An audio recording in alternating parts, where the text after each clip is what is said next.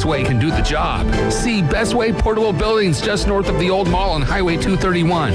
Online at bestwayportablebuildings.com. Best Way Portable Buildings, the best in portable, period. And a golden age business. Signworks, a business serving businesses since 1985. Everything from signs and banners, vehicles and boats, magnetic and real estate signs, contractor signs, and much more. Signworks can do large format, full color printing too. Signworks, a real professional in the business world. Call Signworks at 785-8899. Signworks, 850-785-8899. Come experience the weird and wonderful world of El Weirdo, a brewery and taco pub in downtown Panama City on Oak Avenue. El Weirdo is serving up delicious street tacos, magical wizard fries, locally brewed beer, margaritas, and more, all surrounded by art, oddities, and all things weird. It's a feast for your eyes and your mouth. Visit El Weirdo in historic downtown Panama City today. El Weirdo, 24 West Oak Avenue, and online at elweirdodowntown.com. This is Patrick with Turf Pro Lawn and Pest Control. Your home is your piece of paradise. Turf Pro Lawn and Pest Control can protect your home from unwanted bugs and insects. These pests can cause damage, bring in germs, spread bacteria, viruses, and other problems. To stop and eliminate this from happening, our pest control service is what you need. Call Turf Pro Lawn and Pest Control at 850-890-5820, 850-890-5820, or look us up on Facebook at Turf Pro PC. Tired of flipping through channels and finding nothing good? Introducing Scorpion TV. Over 5,000 live streaming channels. Catch every game of the season with over 100 sports networks, including ESPN, ESPN Plus, the NFL Network, and Red Zone. Even pay-per-view events. Watch 400 local network channels from Panama City and most markets throughout the country. Fox, ABC, CBS, and NBC. It's more than sports. Scorpion TV offers premium movie channels like HBO, Cinemax, Stars, 200 plus entertainment and news networks, or watch thousands of movies on demand, all for just $45 a month when you use the ESPN NW promo code at checkout. Watch on up to 5 devices at the same time. Perfect for sharing with family and friends. Scorpion TV gives you everything you want for less. Cut the cord, not the fun. To score Scorpion TV, go to ESPNPC.com and click on the Scorpion TV logo. Don't forget our promo code ESPNNW. WGSX Lynn Haven, WVLQ Port St. Joe. Powered by Panama City Toyota. And that's out of the ballpark. ESPN, Northwest Florida. Now back to the Inside Drive. Live and local from the Gulf Plus studios. It's the next evolution of sports talk radio. The biggest stories and the biggest reactions. Now. And now we're taking... With the first pick. This is the last ball you got to bat. The Inside Drive.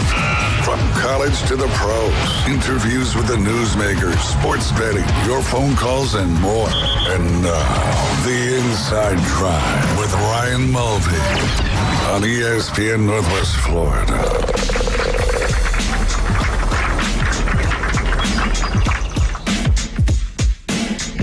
And good Wednesday morning. You're listening to the Inside Drive live here on ESPN Northwest Florida. 104.3 here in Panama City and Panama City Beach and all of the beautiful Bay County areas. 101.9 down there on the beautiful Forgotten Coast, Port St. Joe, Apalachicola, all those wonderful small towns that we so much love. Great sports down there too as well.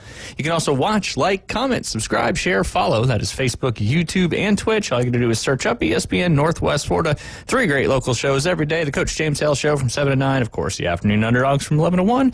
Or the Afternoon Underdogs, the Inside Drive from 11 to 1. And then the Afternoon Underdogs from 4 to 6 p.m. Usually followed by some Braves coverage. But no Braves coverage today as they are off. But great win yesterday against those Colorado Rockies. We'll talk about the Braves a little bit later on today. Of course, you can also download our free mobile app. All you got to do is search up 104.3 in the Google Play or Apple Store. It'll pop up right there on the first page of search engines. And, of course, like our good friend Quentin Lemon Lemon, I wanted to say Quentin Lemon, he got himself a ESPN Northwest Florida t-shirt, and all he had to do was open the app and enter the contest. So make sure you have that app downloaded so you have the opportunity to do the same thing. Lots of contests come through that app. And of course, if you want to listen to us, and if you're not in your car, you're not around Facebook, YouTube, or Twitch, you can listen right there on that free mobile app. Then, of course, last but not least, if you have to, you can go to ESPNPC.com. You can listen live there. But the reason why you're going to ESPNPC.com is for Scorpion TV. ESPNNW is your code. Get you about $45 a month, over 5,000 streaming channels on demand, over 10,000 movies on demand as well. But it also includes all the pay-per-view events,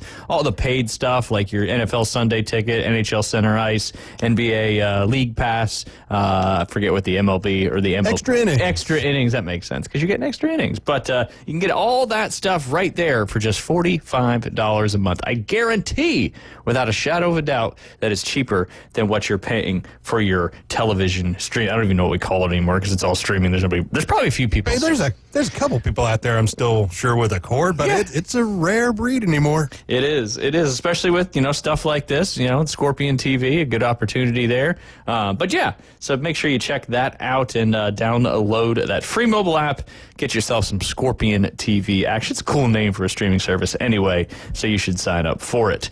Do want to mention as we get to tomorrow, hopefully Jay Henley will be joining us tomorrow as it is our 2-year anniversary. Hard to believe we've been doing the Inside Drive for 2 years tomorrow. Wild stuff there. Never thought I did think we'd get there at some point, obviously, and I appreciate everybody that's been helping out and filling in as well while we're kind of going through some different stuff too. We got a caller.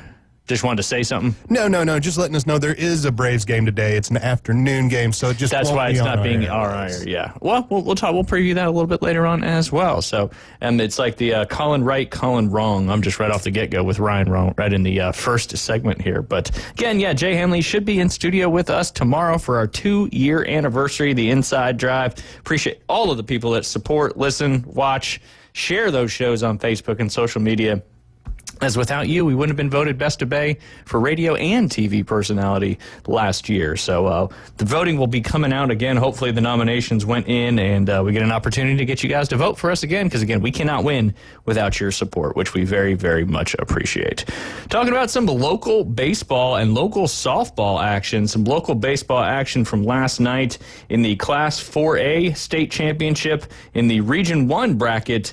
The Arnold Choctawhatchee series will go to an additional game. Last night, Cooper Moss was supposed to be on the mound, but I think was dealing with some kind of shoulder injury from what I understand, and ended up Arnold dropping that one to Choctaw 7-4. They got it tied up going, I believe in the 7th they got it tied up, and it went to 8 innings, and Choctaw got a few runs there on some different things happening. So Choctawhatchee has tied up the series 1-1 with Arnold. That will force a Game 3. That's coming up on Thursday night, but that will be at Choctaw for that one. So hopefully the Arnold Marlins can find a way to win that Game 3 and move on to the regional final with then a state championship Final Four trip on the line. On the other side of the Region 1 bracket, Clay beat Bishop Kenny 2-0 and then beat Escambia 2-0 from the first game 2-1, second game 6-2. So the winner of the Arnold and Choctawhatchee series will face Clay, who is the number 2 seed in the series there. But hopefully that'll be Arnold and not Choctaw. Nothing against Choctaw. It's just we have a lot of ties here with various coaches and Coach Jonah from the soccer team. So I always kind of pull for Arnold a little bit. And, my kids kind of have always went to the Arnold, what is that called? The homecoming parades and stuff like that. We used to live right around the corner, so it's kind of was our adopted high school when we moved here. So moving over to the 3A bracket, South Walton is officially in the regional final. No surprise there. They took on West Nassau in the regional semifinal, won the first game 11-3, second game 8-0. So far, South Walton has gone 10-0, 10-0, 11-3, 8-0. Pretty easy run there for the Seahawks thus far. I'm not saying it's easy, but they're making it look easy. And they will await the winner of West Florida and Swanee as that series has gone to a third game. First game was 5-2 West Florida. Second game was 9-8 7-8 Swanee. So now they'll play that third and final game at Swanee on Thursday night to see who's going to take on the powerhouse of South Walton. South Walton's one series away from advancing to the Final Four in the state championship. I have a good feeling there, James, that South Walton's most likely going to be moving on to that state. We're hoping for it. Yeah, absolutely. Always good to have some local teams in our listening area making some good runs there into the state tournament. The Bozeman Bucks in the Region 2, in the Class 2A state baseball championships in the Region 1 bracket, they will have to play a third game as well. They got out to a good start. They beat Bishop Snyder in the first game 2-0, and then lost the second game 3-4. But that brings the boys back home right here to Bay County for that rubber match to see who's going to face Trinity Christian Academy in the Class 2A Region 1 final game, again with a trip to the Final Four on the line. So again, that'll be Thursday night. So you got at least one team here in Bay County will be trying to, obviously Arnold's traveling out there to Choctaw. Don't know which county that is. I'm not too good on my geography around here quite yet. Do you think it's west of here? Yeah. I'm going to say I think it's in Okaloosa County. Okay. Not quite sure, but I've seen the signs for it on the interstate. Yes, I have as well. Kind of northwest, right? That is correct. Yeah. North and west. So probably not that too far of a trip if you want to make the trip to see out there if Arnold can get it done. Again, hopefully Cooper's shoulder is good and might be able to take the mound in that rubber match game. As obviously that would go a long way for the Arnold Marlins. All right, moving over to the softball side of things. I saw the Arnold girls softball team having a little practice yesterday, getting ready for their district championship coming up tonight, as we had a track meet over there with middle school at Gavlack Stadium. So it's always fun to have those middle school track meets going on at the same time. You got baseball and softball going on. But Arnold won their first game in the district semifinals 4-1 over Choctawhatchee, and Arnold will now play Fort Walton Beach in the 4A District 2 championship. Obviously, the winner of the districts gets an automatic bid into the state tournament. I'm going to imagine Arnold's probably going to get a bid regardless, even if they lose this game. But good luck to the Arnold Marlins tonight. That's at 7 p.m. right there over on the Arnold campus. So, again, taking on number 1 seed Fort Walton Beach. And then got lots of action in the 2A District 1. Lots of teams right here from Bay County. Some still in, some still fighting for a chance. So on the quarterfinal side of things, again, this is the 2A District 1 tournament. North Bay Haven had a bye, as well as Bozeman having a bye. So it was Walton and Rutherford in the quarterfinal game there. Walton beat Rutherford 11-1. They moved on to play North Bay Haven Academy. And again, Bozeman had a bye. Freeport beat Pensacola Catholic 4-0. They moved on to play Bozeman at Bozeman.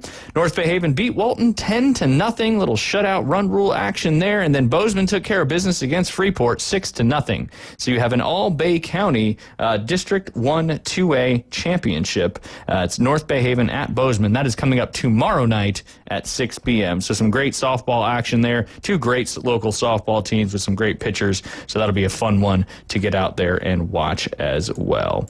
But, a lot of good stuff going on still locally. I know tennis was wrapping up. I know Rutherford had a good district tournament there. Didn't end up making it to the state championship, but one of those things you don't really, hear as much about. So we want to give those tennis players out there some love. I know Rutherford's had good tennis teams for pretty much, I think, since I've been living here for quite some time. But so good luck to all the teams still in action. All right. I was going to say, the undrafted free agents are signing left and right as we speak. And I was going to go over some of the most recent for the different teams. And we'll jump in with the Atlanta Falcons, one of my favorite names in college football, now in NFL football. Kobe Bryant, who is a cornerback out of Kansas, a great cornerback, by the way. He is signed with the Atlanta Falcons.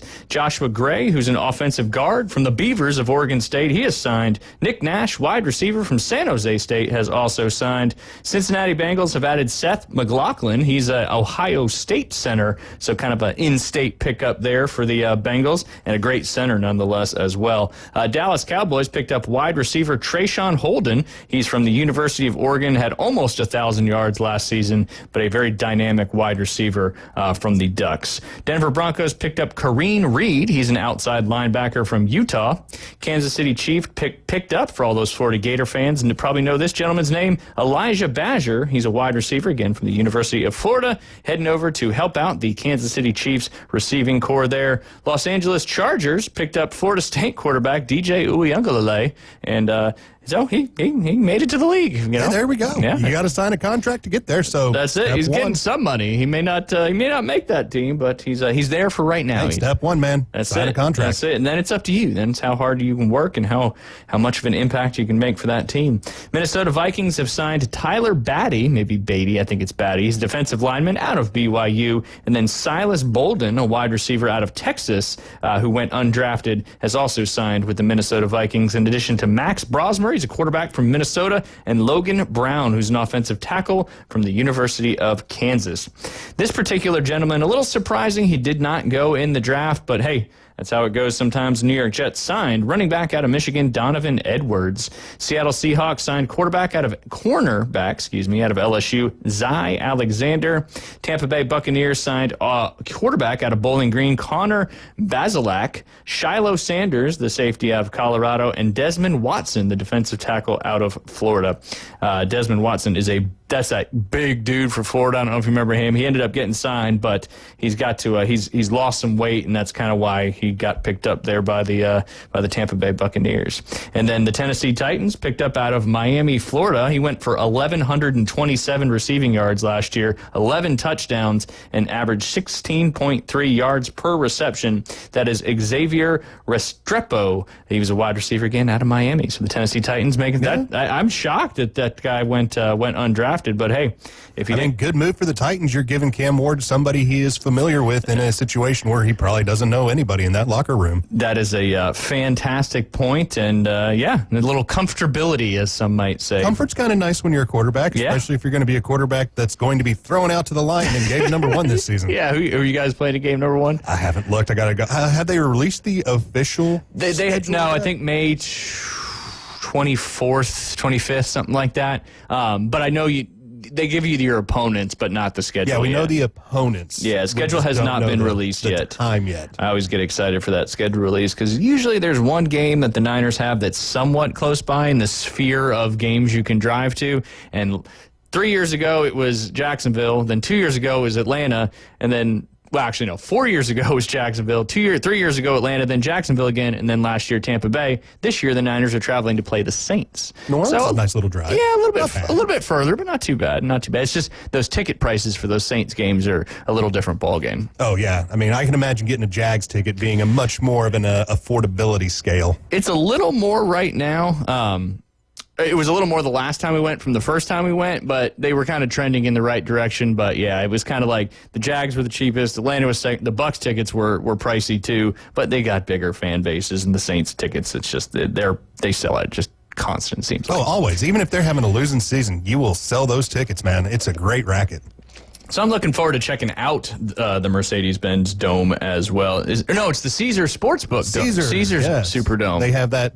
Got that naming right a couple of years ago. Yeah, that's right. It used to be Mercedes, and now Atlanta's got the Mercedes-Benz Stadium, and just bounces around. Who wants to spend some money in which different market? But yeah, so keep your eye out. Those undrafted free agents will still be getting signed.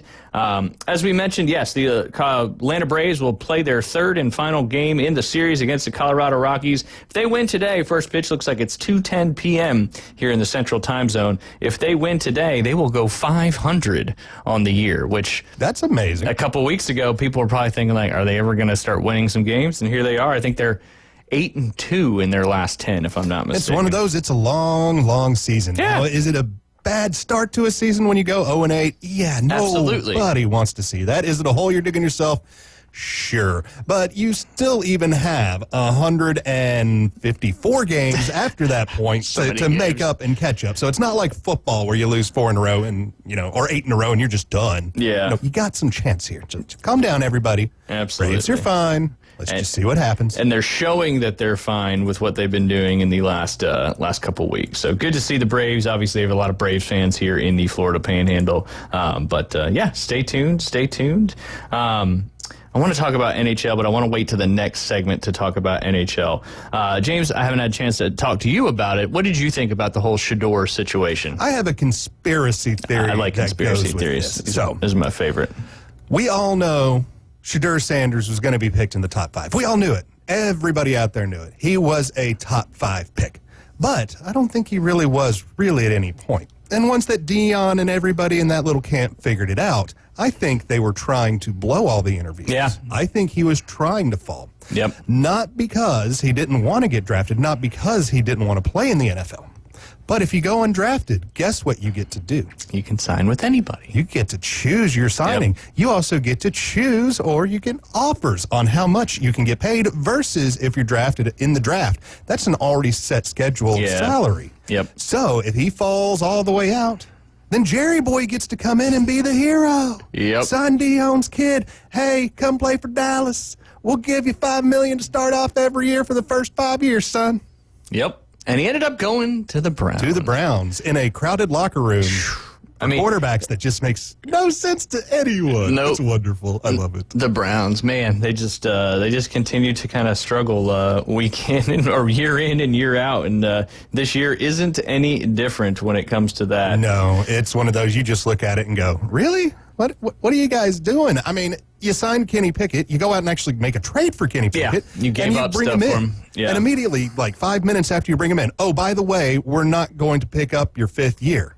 You already told the guy you're letting him go after he's been in the room for 5 minutes. So, yeah, I don't really know how well that'll work out. I mean, he's got to play hard because he's got to get into some games so he can get some game tape so he can get that next paycheck that won't be from the Browns. Yeah. But that just made no sense to me from Cleveland. Like, hey, we're gonna go out.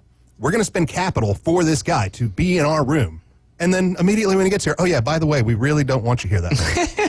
Well, and maybe they drafted him to use as a leverage point for another team. It might be like, okay, somebody goes down and you've got a trade piece now. Yeah. Maybe you can recoup some of that capital that you gave up. But they did bring in, Myles Garrett wanted some Super Bowl winners in. There you go. Super Bowl winner, Kenny Pickett. Mm-hmm. That's right. You can never forget old Mr. Pickett's got himself a ring. George Kittle agreed on a 4-year, $76.4 million contract to be the NFL's highest paid tight end, I think by $100,000 a year. But likely this contract extension through the 2029 season will make George Kittle a Niner for life, which is what he was wanting to do. I mean, and if there's one person that is the epitome of the 49ers in this day and age, it's got to be George Kittle. As a Niners fan, do you think they're going to have him for all 4 of those years? Or do you think it's more like they're going to keep him around for the next 2 years, see how he does?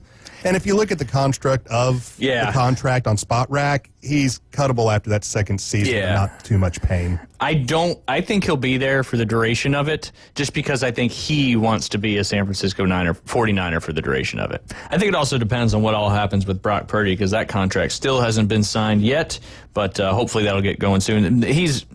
George Kittle did not report to OTAs, but Brock Purdy did, despite having that contract extension. It's just showing that at least Brock wants to, be not all this drama and all this stuff. He just wants a job. Yeah, I'm not surprised at that, because he seems like a pretty level-headed kid, but he's about to be a pretty rich level-headed kid too here pretty shortly. So, but when we get back, James and I are going to talk a little bit about the NHL playoffs and all the fun stuff going on with that. A couple overtime games yesterday, including my Devils getting eliminated. You guys are listening to The Inside Drive. We'll be right back.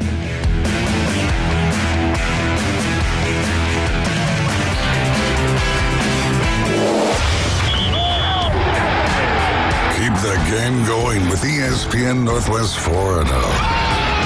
Just because you get out of the car doesn't mean the Sports Talk and Line play-by-play have to end. Just say, hey Alexa, open ESPN Northwest Florida. From Michigan Avenue to the man cave, from the car to the kitchen, we've got you covered. Keep the game going. Hey Alexa, open ESPN Northwest Florida. Good morning, this is Joanna on ESPN Northwest Florida with your forecast on this Wednesday. Mostly sunshine this afternoon and evening with a moderate breeze at 13 miles per hour coming out of the south, and look for the high to be 80. Tonight, it will be partly cloudy skies with the temperature reaching 69. Partly sunny tomorrow with a high of 81. Friday will have a high of 81 and slight fog in the morning and then some sun. This weather is brought to you by Ellis Agency Insurance. Thank you for listening to ESPN Northwest Florida. Rely on it. It's David Hayes from ESPN Northwest Florida. If you've been in an accident, here's something I tell people all the time. Right after you call your insurance, call Jed Lawyers. They know how to jump in early, deal with the adjusters, and protect you from the start. You don't pay a thing unless they win. And yeah, they're right here downtown. Call 850-852-0000 or go to jedwins.com. Whether you're an experienced investor or first-time buyer, Beach House will provide you with top-notch service to guide you through every step of the process. We make the real estate process fun and easy through effective marketing, strategic advertising, and always a client-focused experience. From single-family homes to full-scale developments, Beach House Sales Development has you covered. Check them out at beachhousesalesfl.com or give them a call at 850-919-3500. Broadcasting from the Gulf Plus studios, it's the Inside Drive. This is not for the casual fan. This is for the warriors. This is for the legends. We came, we saw, we kicked its ass. It's the Inside Drive with Ryan Mulvey on ESPN Northwest Florida.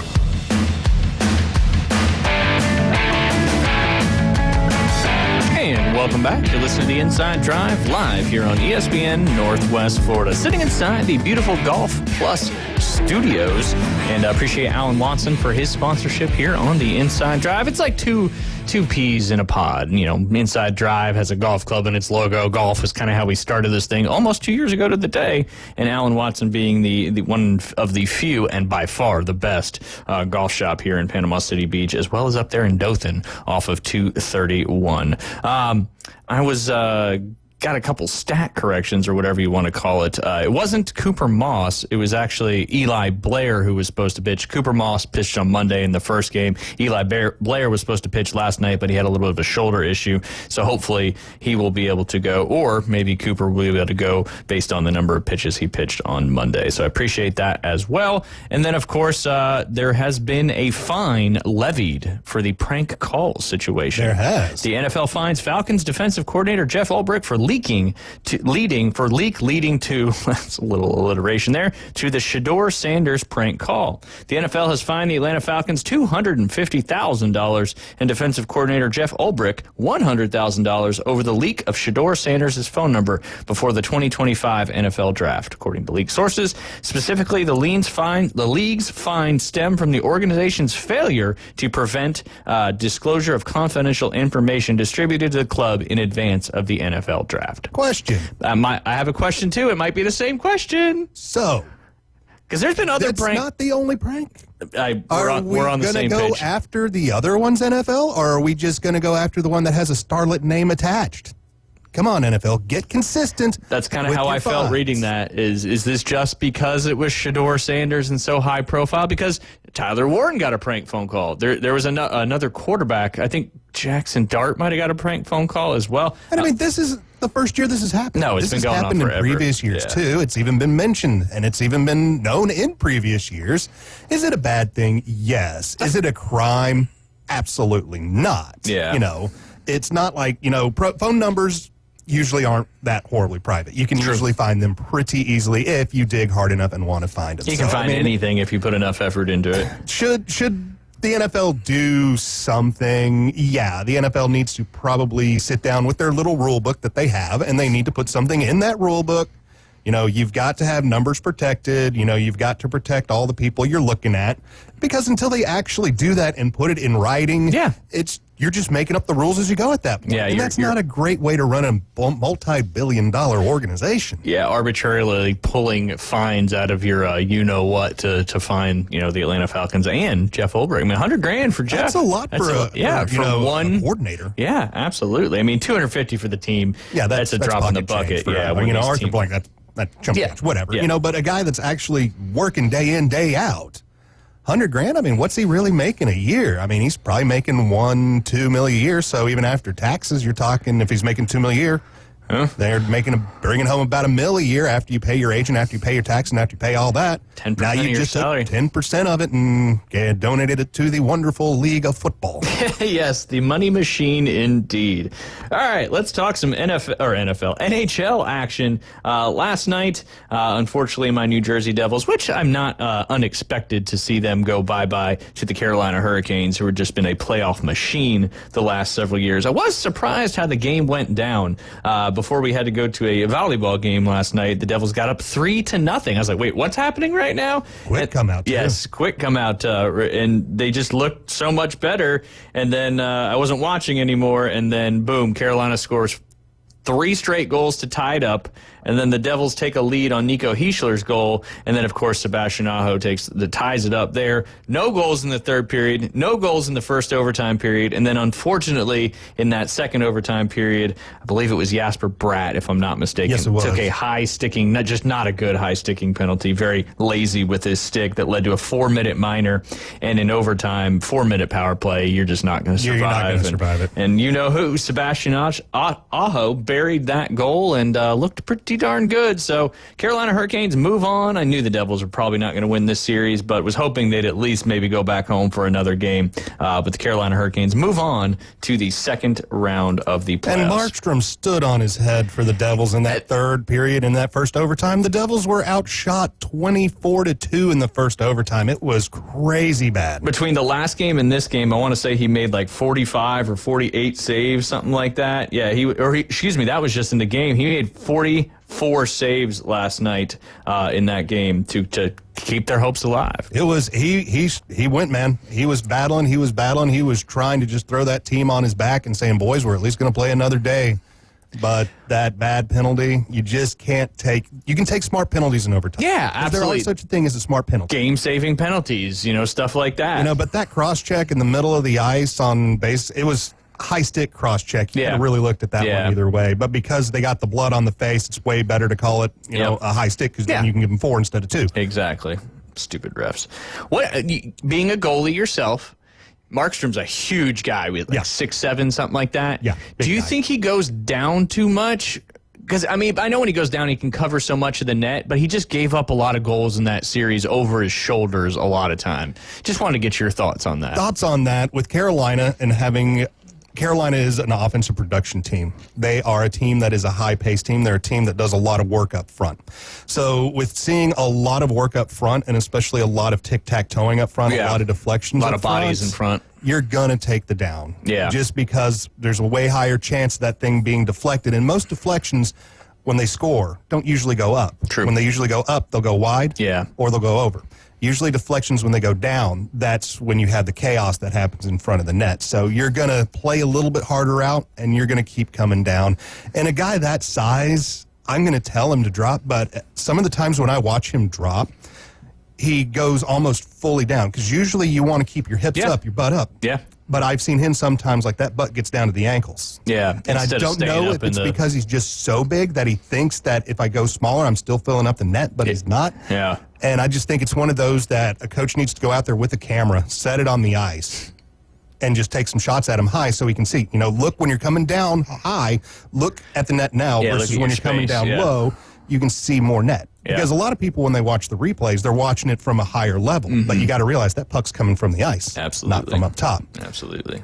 Good stuff there. Good stuff. Little goalie talk. I like that. Like it. Absolutely. Talk Tindy to me. Yeah, that's it. Hey, I grew up idolizing and watching the best one to ever play the game. That was my good. I was going to say my good friend, but I just love watching Marty Brodeur play hockey. That was one of the things every time the Devils were in Nashville, I always tried to make it down there to watch Marty. Including the last year where he was doing it and got to watch Schneider instead. And I was like, at least I'm at an NHL game. Yeah. Old Corey Schneider. We really haven't had our guy since Brodeur has been gone. It's like a quarterback situation. It is. You get that guy that is your quarterback, your generational guy. Yep. Same thing with the goaltender. You get your guy, your generational guy. You hope you can at least get a good 8 to 10 years out of him. Because if you don't, you're going to have that revolving door at a position that's not as important as quarterback. Not nearly. Because of course, but you're not touching the puck every single play. Yeah. But you are a centerpiece that does your own thing, because a quarterback does his own thing different than other people on the football field. So you got to have it. And that goalie, you get hot, you can make or break games. I mean, in a lot of these playoff series, you run into a hot goalie, and, that could be the difference in the playoff 2017 for the Nashville Predators, making it all the way to the Stanley Cup final, riding out the Becca Pecorine, going in as an eighth-place team, sweeping the Blackhawks. Yeah, that's what made me want to get to a Nashville playoff game, because the atmosphere up there in Bridgestone Arena. The Bridgestone. Yes, and they're doing a new one. They're going to keep the same building. Just renovate it. Dumping $1 billion into it. Yeah, why not? Why not? The football team's getting a new something. Why not the hockey team? That whole Nashville downtown is getting a lot of upgrades in the sports world, but a lot of money flowing in up there too as well. Do you think the Toronto Maple Leafs are going to pull a Toronto Maple Leafs? I hope they laugh. The Laughs. L-A-F-F-S. The Laughs. I hope they do it, because I am just not a Maple Leafs fan. But I have heard the Maple Leafs described this way, and it makes a ton of sense to me. The Toronto Maple Leafs are the NHL's answer to the Dallas Cowboys. Ooh, that's a good one. I totally believe that, because it's like the Dallas Cowboys, you haven't been relevant since the 90s. Well, the Toronto Maple Leafs hasn't been relevant since the 60s.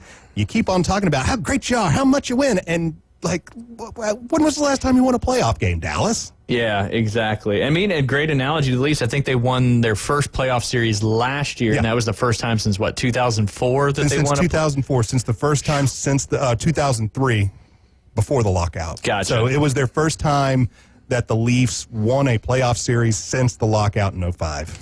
Well, they had a dismal performance in yesterday's game. I mean, obviously, first period was tied 0-0, but went down 1-0 after the second. But then just the Senators got hot, and the Leafs just looked flat at the end of that game. And they were at home. At home. You don't see home shutouts that often where it's 4-5-0, and this was 4-0 yesterday.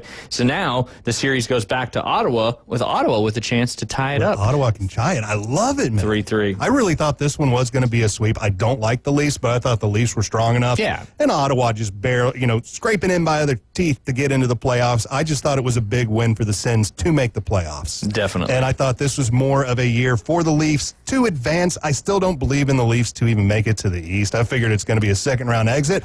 But if I can get a Leafs first-round exit, I'll be so happy. All the American hockey fans will be pumped up. And we got, four Canadian teams in the playoffs this year? Still have 4 left. Obviously, two of them are playing each other. Yeah, so one of those teams. One of them may be gone. I don't think the Canadians advance. I think the Caps, which I think that game is tonight. I think the Caps seal it off tonight. Yeah, because the Canadians again making it in by the skin of their teeth. Lots of young talent on that team. If Montebo or get another goalie in there and that can really shore up that goaltending, Leafs have got a nice future for them. Yeah. Or not Leafs. Canadians have a nice future for them. Les Habitants.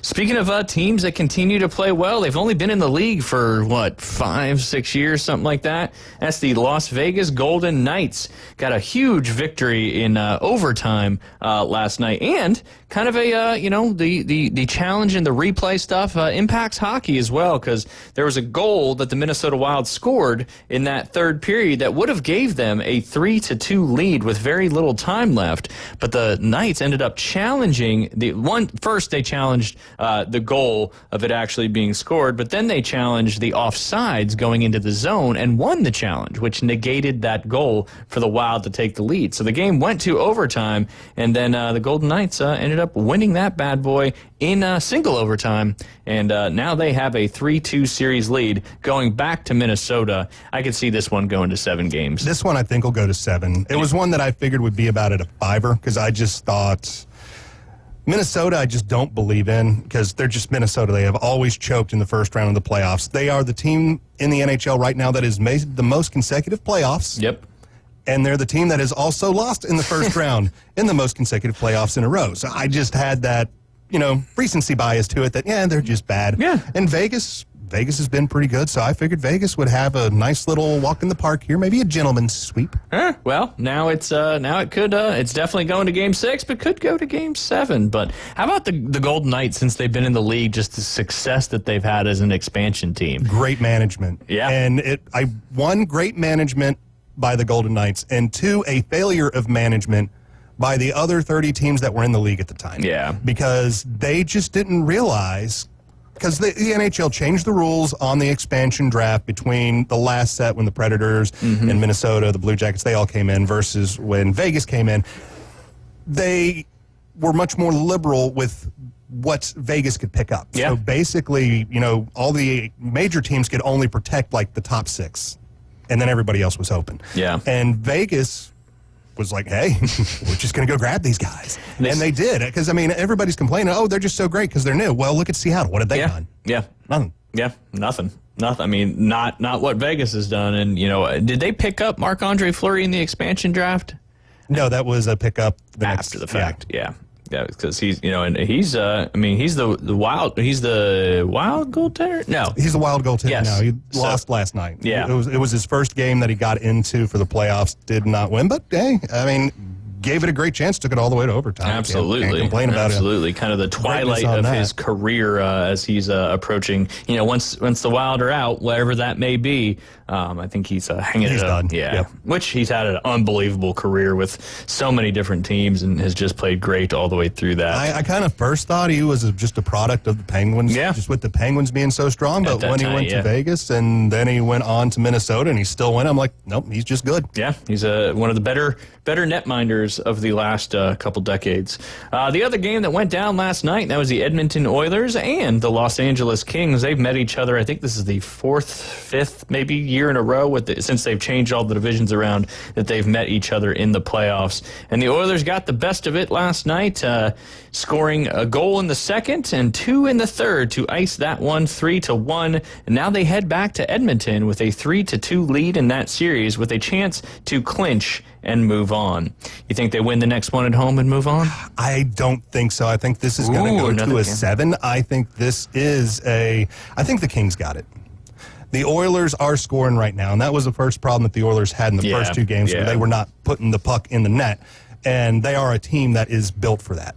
Their top 6 is heavily paid. Absolutely. Their top 6 is paid to score. The only problem is when they did that, they forgot to pay some defensemen along the way. Which are pretty important. Some Swiss cheese in front of Skinner Stewart. Yep. And the fans ranging on Stewart. I'm like, come on, guys. Did you not watch that game in front of them? It was awful. Yep. But that's Oiler fans, and it's one of the reasons I'm not an Oilers fan. It's kind of the nature. The goaltenders, unfortunately, take a lot of the brunt with the blame. Same thing with quarterbacks. Quarterback has a bad game, it's the quarterback's fault.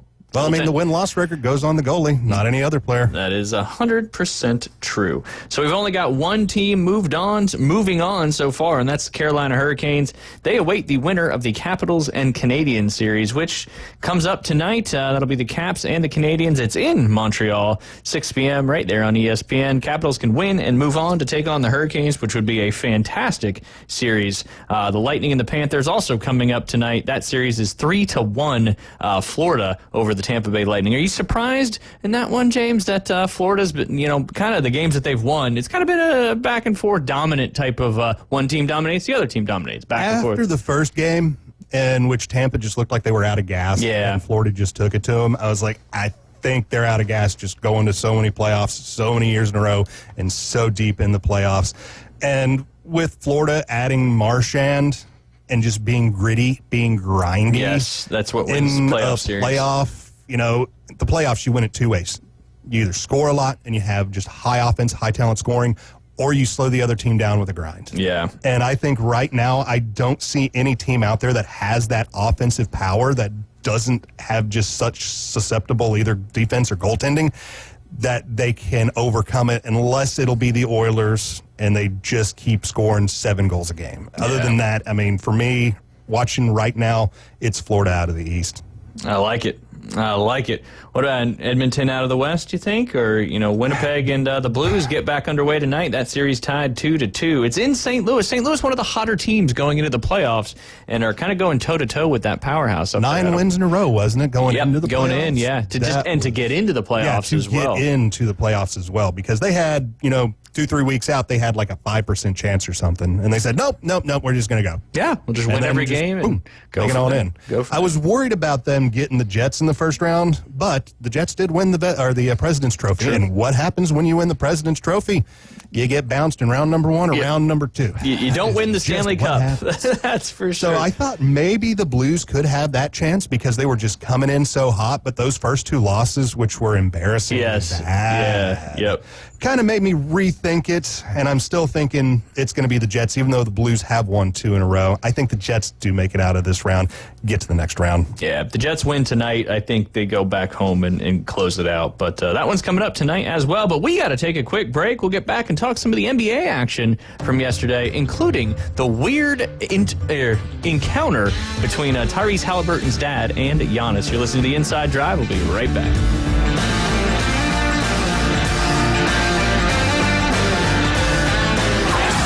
The ESPN Northwest Florida Big Bracket Challenge. Hi, this is Dave Neat from Panama City Beach, and I just won $250 from 104.3 ESPN Northwest Florida playing the Big Bracket Challenge. Thank you so much to Pepsi, Panama City, Toyota, PCB Hobby for making this happen. It was a lot of fun playing against other listeners and staff. Can't wait till next year. And go Ducks! It's ESPN Northwest Florida. Lone Star Boil House and Sports Bar, where the locals go for the best boiled seafood around. Crawfish, shrimp, red royals, and everything crabs. Watch almost every sporting event in the country on their huge outdoor jumbotron. Follow them on Facebook to stay up to date on weekly events, live music, and food and beer specials. Lone Star Boil House and Sports Bar, your home away from home for sports, good times, and great food. The best boiled seafood. Lone Star Boil House and Sports Bar, 320 West 5th Street, downtown Panama City. With over 65 years of combined experience, Instant Replay Sports Cards is happy to help you take your collection to the next level. They carry all the new hobby boxes, signed memorabilia, and supplies. New and vintage cards and Pokemon. They sell and trade cards and are always looking to buy. They're an authorized source for Topps, Panini, Upper Deck, and Leaf cards. Instant Replay Sports Cards is open 7 days a week at 752 West 23rd Street, down from Academy Sports. It can always be reached at InstantReplaySportsCards.com. Your biggest investment is your home. Protect it while also improving its appearance with Earthworks of Northwest Florida. We have sand, mulch, gravel, or lay-down decorative stone, all available for pickup and delivery. Discover your dream landscape with Earthworks of Northwest Florida. Imagine the moment you proudly pull up to your home that you've worked so hard for, enhanced by quality mulch, decorative stones, and more. Let's make it happen today. Request a quote online at earthworkspc.com or swing by the office at 2005 Industrial Drive. Love the land you live on. Broadcasting from the Gulf Plus Studios, it's the Inside Drive.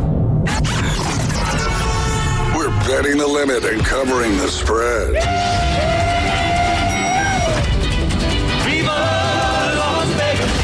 The Inside Drive with Ryan and Jay. Thank you. Nice to be in Vegas. On ESPN Northwest Florida.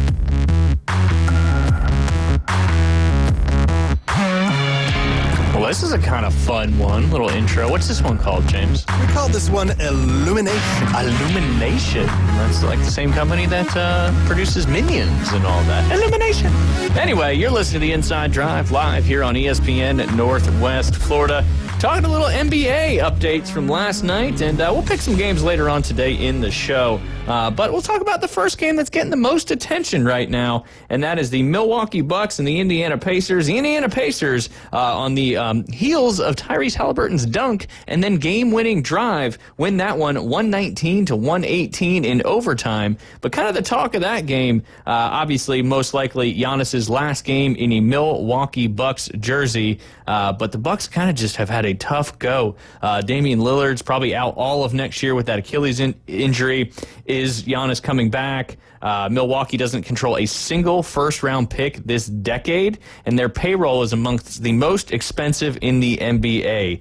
So this might be a tipping point. How do you not have any draft picks? Did they just give them all away to get somebody else in the past? I wish I knew, because I would tell you, but I'm sure if we had Doc A or somebody. But yeah, that's some wild stuff. But then, not only all that, but after that game, I don't know if you saw the little encounter. Tyrese Halliburton's dad, who has no business being out on the court, in my opinion, got in the face of Giannis. Don't know why. You just won the playoff series. And, what a weird situation that was. It started off kind of looking like a hug, like, hey, man, that was fun and everything. Which would have been and then great. Ended up like, I have no idea what happened on that one. Yeah, I don't know. But Tyrese was certainly not happy with his dad as well. And the dad went on to issue an apology. But he did after the game. He said, I don't think my pops was right. It was in the right at all there. Halliburton says he'll have a conversation with his dad about the confrontation with Giannis. So he's got to talk to his dad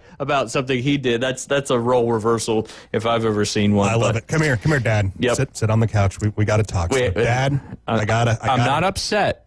I'm just disappointed. I'm disappointed, and we're going to give you a little time out. You know, we're not going to let you sit on the bench now for a week. So sorry about that, Dad. I was going to follow up a question to you. Do you think he's going to get some kind of punishment from the NBA, or NBA will give him some kind of something? It does. I don't think it needs to be anything super hardcore. First time offender. Yeah, created some chaos, but got eyeballs to watch the league, so I don't think that's a horrible thing. There you go. I mean, you got to come in and be like, and to let other parents know. Yes. Hey, you can't.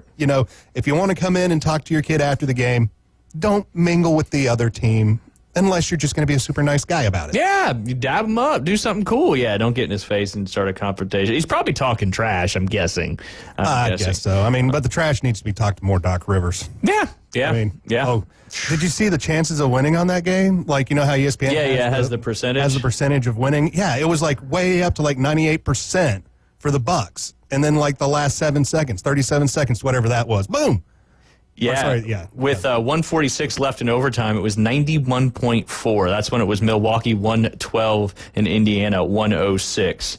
And then obviously that changed all the way to 92.2% with 31.4 seconds left in the overtime period. At that time, it was Milwaukee 118 and Indiana 114, and the rest is history. That's just a collapse, man. Oh, absolutely. It's Doc Rivers does these in the playoffs. I don't think Doc Rivers is a horrible coach, but once he gets into the playoffs, he'll have these leads and he'll look really good. And I don't know if it's just the last minute he lets, like a fourth grader coach or what happens, but I think a fourth grader probably know better than that. Falls off. It's just like gone. Yes. And speaking of interesting things, in that Pistons-Knicks Game 5, you didn't see Hart or Jamal Murray out there. Not Jamal Murray. Jamal Murray for the New York Knicks in the last several minutes of the game in a very, very close 106-103 loss. Coach even had a timeout, took a gamble, didn't take the timeout to get him back in the game. Pistons win that one 106-103, and now New York only has a 3-2 game lead with that series heading back to Detroit for a pivotal Game 6. What do you think about that series? I thought New York was better than this. I really thought we had a chance to see the Knicks, make it to an NBA final this year because, basketball will be better having big markets there in the final. Basketball will love it. And, the Knicks, big market team, but have been irrelevant since the 70s? I think, Patrick Ewing, in the late 80s, early 90s? They had a decent run then. No championships out of it. No. Did they even make it to a final? Well, they always had to deal with the Bulls, right? So yeah, that kept them out for a good while. But I think I saw something earlier today that said the New York Knicks haven't won a clinching game since 2000 in the playoffs. They've had 5 or 6 opportunities, including last night and the night before and the night before, or the game before they played as well, and they just can't find a way to. And I think that might have been just at home, closing at home. Yeah, so even with Carmelo Anthony not getting it done, that's not good. That's bad numbers right there. But the Pistons certainly fighting. Cade Cunningham had 24 points, 8 rebounds, and 8 assists in that victory last night. Again, that series will travel back to Detroit for a big-time Game 6. Either New York clinches or they go back to New York for an opportunity for a Game 7. We're getting ever so closer to some of these Game 7s. I get so excited, both hockey and NBA.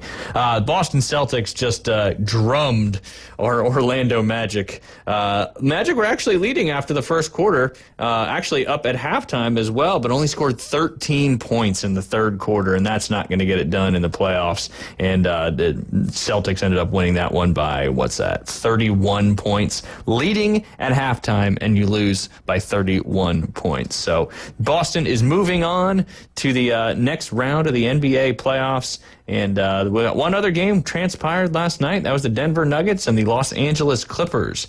Clippers now find themselves in a 3-2 hole, but they're going back to Los Angeles for the next game. The big story last night was Jamal Murray, who went off for 43 points, 7 assists, and 3 steals. So stepped up there. Obviously, Jokic had a good game too, but Jamal Murray was the star in yesterday's game. Let's look at the updated playoff bracket. We got the Cavs at the Pacers in the conference semifinals. They'll get started here once all the other ones get finished up. And then the Celtics are awaiting the winner of the Knicks and the Pistons. So we've got 1, 2, 4, and if the Knicks can find a way to win that series, you'll have the top 4 seeds in that side. We only got one team that's moved on, and it's been a few days since they moved on, and that's the powerhouse, the Oklahoma City Thunder. They await the winner of the Nuggets and the Clippers. Next game in that series coming up on May 1st. That is tomorrow.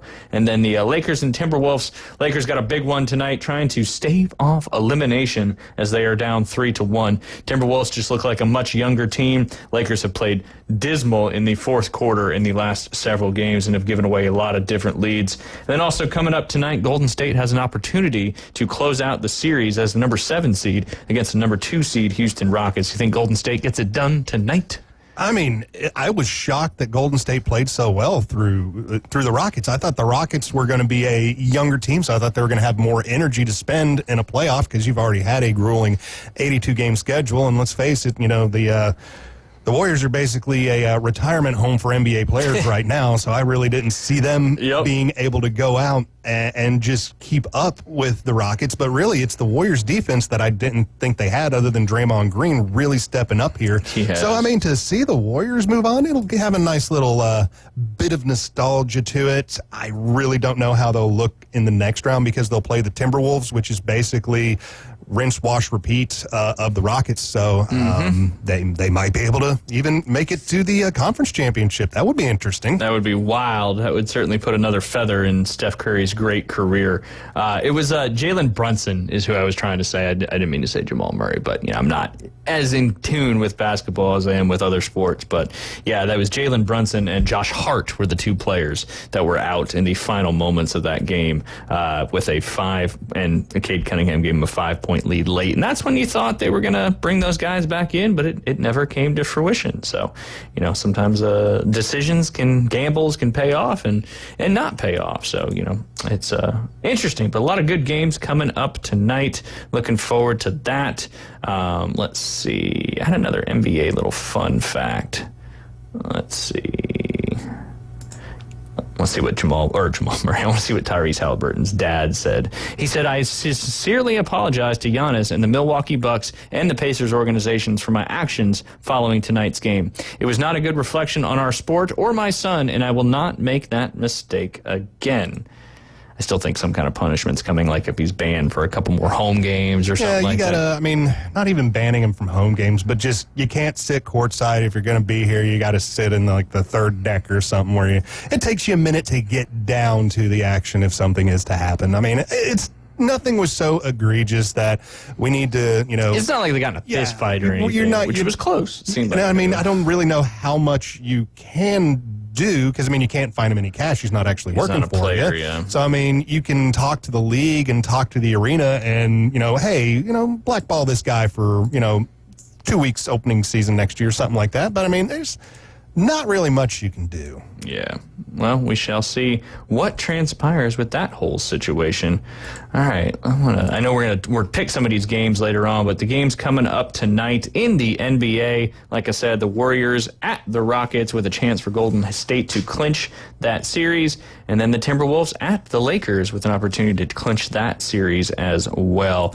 Which game, James, do you think is more likely to clinch in those two, if you think there isn't one that's more likely? I'm going to say it's going to be the Warriors tonight just because of how hot they have looked and how the Rockets just almost look disappointed within themselves. Like, man, we're better than this. Yeah. And I think the Rockets are more in their head than the Lakers are right now because the Lakers have a little bit more of a mature squad that's been there, done that. Even though I don't think LeBron has been down too many times in his life in a 3-1 series, 3-1. So we'll see how that goes. Warriors tonight, moving on. Lakers, Timberwolves. let's see the Lakers win, and we'll have a wonderful Game 7 in that series. Yeah. No, well, hopefully we get to that Game 7. Hopefully they can just stay alive in that particular series. Same thing with the Rockets there. But, Celtics waiting, the Knicks and the Pistons, Cavs and the Pacers already set up. Thunder waiting to see who the Nuggets and the Clippers will send out of the first round there. And then, of course, it could end up being if the Lakers can come back, they got to win, 3 straight games in a row to make that happen. And I heard somebody saying, too, like, if they do end up winning the series, they got to play 15 games in 30 days to go all the way. It's a lot of basketball. A lot of basketball for besides Luka, an older squad when it comes to LeBron. And I don't think Austin Reeves is that old, right? He's a fairly young guy. He's not as old. I mean, he's like in his later 20s, but he's still within his 20s. I talk about these people being old. They're like the same age as me. But, you still look at athletes as older, when it comes, because you've always been watching them as you grew up. I mean, once you're 40, you're a senior citizen athlete, let's face it. That's true. I got that big 4-0 coming up here in a few months. So it's, one of those things. I guess as an athlete, some of these guys, they play a lot longer. The quarterbacks of the world seem like they can have a little more longevity as long as they're not getting especially nowadays where they're getting more protected than what they used to be. The rules guys have changed drastically. That, go for a long time. Pitchers, quarterbacks, goaltenders. Yeah, goalies for sure. As long as you avoid, groin injuries and stuff like that. Your knees and hips are the worst ones to go out. Yep. Although Mike Richter lost his career because he fractured his skull on a slap shot. Yep, I remember that. Old New York Ranger.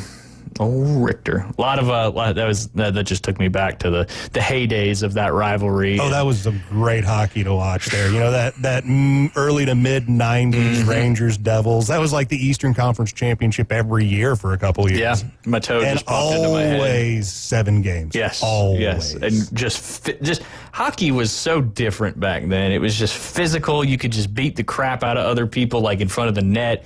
And now it's just, and that's another reason why, I know we got to go to a break here in a second. That's another reason why I like playoff hockey so much, is the refs put their whistles away a little bit.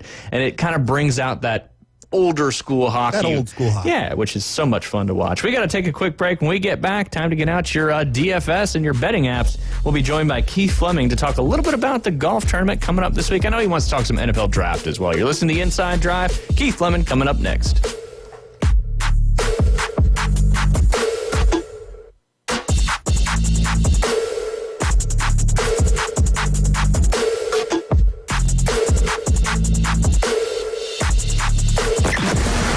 The Panhandle never stops. Turn to 104.3 ESPN Northwest Florida. This is Joanna with your latest forecast. Up to the minute weather reports all day long. A chance of thunderstorms and moderate rain. In-depth storm coverage. Winter Storm Enzo. And breaking weather as it happens. Hurricane Helene. ESPN Northwest Florida. We do have a tropical storm warning. Rely on it. Good morning. This is Joanna on ESPN Northwest Florida with your forecast on this Wednesday. Mostly sunshine this afternoon and evening with a moderate breeze at 13 miles per hour coming out of the south, and look for the high to be 80. Tonight, it will be partly cloudy skies with the temperature reaching 69. Partly sunny tomorrow with a high of 81. Friday will have a high of 81 and slight fog in the morning and then some sun. This weather is brought to you by Ellis Agency Insurance. Thank you for listening to ESPN Northwest Florida. Rely on it. Visit the newly remodeled Mid-South Lumber Hardware and Feed Store in Youngstown. They have a full line of plumbing, electrical, hardware, and tools for your DIY home projects, as well as lumber and animal feed. Now offering not only baby chicks and a full line of poultry supplies, but also bunnies and parakeets. They also carry a wide selection of Duplin wines and gourmet products, so you don't have to drive to the beach. Come see us at Mid-South Lumber on Highway 231 in Youngstown. WGSX Lynn Haven, WVLQ Port St. Joe. Powered by Panama City Toyota, ESPN Northwest Florida. Signworks, a business serving businesses since 1985. Everything from signs and banners, vehicles and boats, magnetic and real estate signs, contractor signs, and much more. Signworks can do large format, full color printing too. Signworks, a real professional in the business world. Call Signworks at 785-8899. Signworks, 850-785-8899. Now Now back to the Inside Drive, live and local from the Gulf Plus studios. Sky rockets in flight. And now, the afternoon delight debrief with the three degenerates from the Inside Drive. Afternoon delight. ESPN Northwest Florida.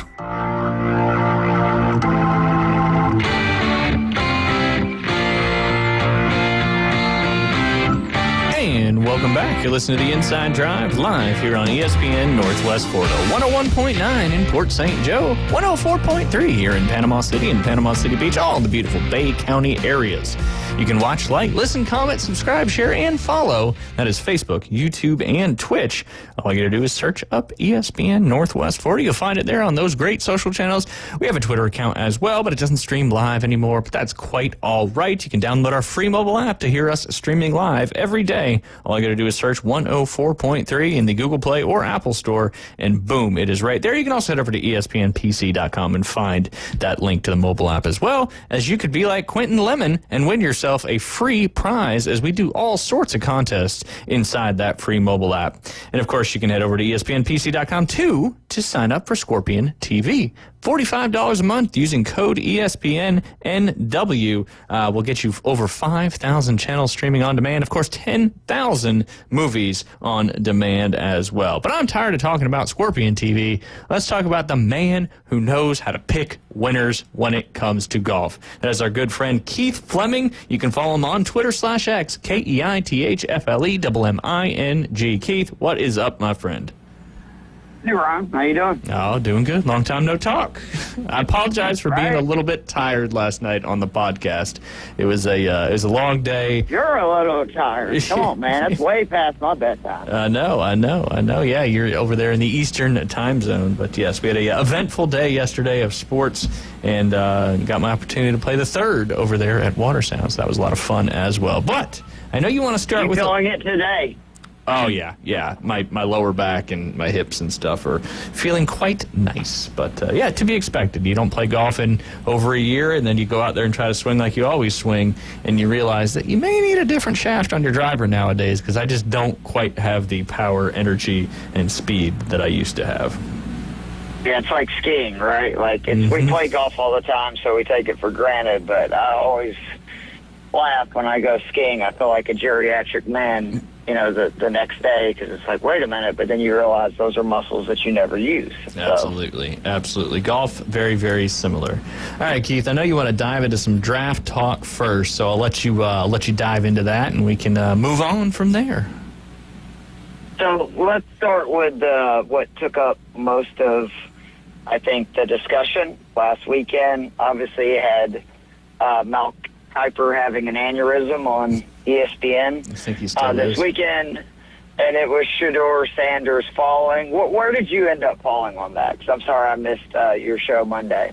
Well, we talked a little bit about it early as well, and I think James and I are kind of on the same thing, where, like, he was trying, it almost, and again, there's no facts to this kind of stuff, but the reporting, you hear about the interviews, almost like he was trying to dictate where he was going to go and try to kind of maybe even push himself out of the draft so that he could sign with anybody. And then, of course, he ends up signing with the Cleveland Browns. But one of the more notable draft falls probably that we'll know for quite some time. I can't really think of anybody else at this point that was projected to go as high as he was and then kept falling and falling. But at the same time, I think people tuned into the draft, or at least paid attention to the draft, probably more so than they have in a lot of years, simply because the big topic is when's Shedeur going to go? And then eventually he goes to that loaded quarterback room there in Cleveland with he's going to be fighting for a starting job, and we'll see what happens. What do you think?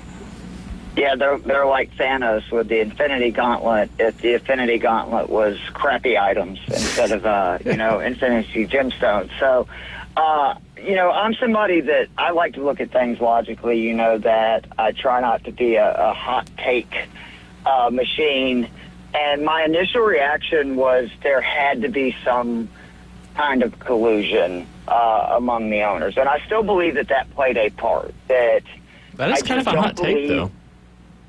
I don't think it is, though. I mean, this is a QB-driven league. We have seen over and over again guys get opportunities no matter what the situation, because what is the most important position in football? It's the quarterback position, right? And I think similar a little bit to the Kaepernick situation, Ray Rice is another, right, like where the owners got together, even though neither of those guys were banned, right, quote unquote, you could tell that the owners were making an example in many ways. And I think that this has to deal more with his dad than anything. I think Deion rubs a lot of people the wrong way. And so I think that played a part. That is my surprise in him going in the 5th round. I feel like that from what I understand about the situation, it's no surprise he didn't go in the 1st because he was a borderline first-round talent anyway. Yeah. And then you have to equate the issue of, well, what happens when your starter has a bad game and Deion Sanders is tweeting or talking about at Colorado press conferences, my son would be doing much better. That's a headache. And then the other issue, and we saw this with Tebow to a certain extent way back in the day, of if that's your number 2 guy, which, what do we always say, Ryan, right? The most popular position on an NFL team that does not have a true franchise quarterback, right, is the backup quarterback. People are always waiting for them in the wings. And I think that he would cause a lot of issues with the fan base, right, wherever he went, if he was behind, say, a subpar quarterback. So that obviously played a part. But once it got to the 3rd, 4th round, I don't understand, other than, again, them sending a message, especially with Cleveland drafting Dylan Gabriel and then still drafting Sanders, right? Yeah. And let me tell you something. Dylan Gabriel, I saw him at the Senior Bowl. He can sling it for a little guy. He is not going to be an NFL starting quarterback. There is 0% chance of that. I do think Shedeur Sanders has like a Brock Purdy type ceiling, where I think that if you surround him with good players similar to Brock Purdy, he's a really good decision maker. He's very accurate. He's somebody that can run an offense. We've seen that at several different locations. And I was surprised that he fell that far. I think, though, that if he has that dog in him, and almost every professional athlete does, you don't get to that point. You kind of have to. Yeah. Without it, this is the best thing that could have happened to him. I really believe that. And I think in many ways he could end up thanking all these owners and teams, because we know that Tom Brady, right, kept a list of all the teams that passed on him in the first 6 rounds. And I always joke when Brady comes up and people are like, well, the Patriots took him. I'm like, yeah, but if the Patriots really thought he was going to be Tom Brady, they wouldn't have passed on him in the previous 5 rounds, right? You don't leave that guy out there if you think he's going to be that. So I think ultimately it's somewhere in the middle of, sort of the 2 hot takes of just he can't play and, the collusion or the, whatever you want to call it. Again, I don't necessarily think it's collusion. I really think it was more of an example of, like, you need some humble pie. Your daddy needs some humble pie. And they kind of got together and they said, we're going to make an example out of them. But I just can't believe the quarterbacks that went in front of them in a quarterback league. I mean, there was a 26-year-old kid who, again, no offense to Shuck. Right, exactly. That's the fair point. No offense to that young man, but he's not going to be a starting quarterback either, to where Shedeur Sanders does, I believe, have a chance to be a starting quarterback in the NFL. And it's baffling to me, like from the logical side of my brain, to understand how teams could pass on that when there is no position more important in the NFL than starting quarterback. Absolutely. I mean, at one time I thought it was kickers, but I think you're right with the quarterback stuff. But yeah, I mean, it's going to be a battle up there in Cleveland, and there's no guarantees. And one thing, you're going to have more viewership in a preseason game probably than we had in a long time when he's the one playing in that preseason. Oh, the NFL wins again, right? The NFL wins again between the draft coverage and all the media coverage that will come from this. 100% agree. Like, the NFL once again wins, and this is why it's the king sport, right? Because it has an ability to kind of even turn the circus into box office ratings, and that's what I think any sport would die for. I know Liv would die for that right now with Bryson, having being in contention on Sunday, driving greens, and they had 110,000 people watch the final round. Yep. Yep. They would certainly like that little bump, that's for sure. That is for sure. But, yeah, we'll see what happens with Shedeur. The next thing is I think that it's interesting because from somebody like me who does a lot of fantasy, obviously, in DFS, it's almost mirroring. We see this every year in fantasy football drafts where overall users, they over-adjust to whatever happened the year like hitting before, a tee shot right? in golf. You hit it left, now you over-adjust and not hit it left again, and you hit it right. That is a great analogy, and this is what it feels like happening right now because, like, yes, Saquon Barkley went to the Eagles, and the Eagles won a Super Bowl. Yes, Derrick Henry went to the Ravens, and they were arguably, and I'd still argue, maybe the best team in football last year, right? They didn't win in Buffalo, but one of the best teams. And we saw Brock Bowers, just set the league on fire last year, and it seems like teams overreacted, in my opinion, in the amount of running backs and tight ends that went early in the draft. We had 6 running backs go in the first 3 rounds, 4 in the top 38, and we had 6 tight ends go in the first 3 rounds. This is what's really wild, 5 in the top 50. And so there's a couple of things here. A, for the tight ends, you are not going to find another Brock Bowers. This to me is just laughable that I think these organizations saw what Bowers did last year. And they go, well, we can get our own Brock Bowers. No, you can't. It's what I said all last year. It was why I was so confident, even after he got drafted by the Raiders with their situation. This dude is a unicorn, right? Like a one of one. If somebody doesn't get you a dang Brock Bowers jersey for your birthday or for Christmas, I'm going to be very upset because you love Brock. Man, or Lad McConkey. Anybody get me a Brock Bowers jersey, Ron? That's for sure. But I'm amazed that teams are like spending this kind of capital. I mean, we saw the 10th and 12th pick go to tight ends. And to me, the Bears are the ones that it's like, what are you doing? You've already spent all this capital on your offense. And I understand you want to make your number 1 pick, Caleb Williams, give him every opportunity you can, but you've done that, in my opinion. And you have a really good tight end in Cole Kmet. Like, you already have that in Chicago. I just think that was a reach with the players that were available, especially that could have the impact that they could on the defensive side.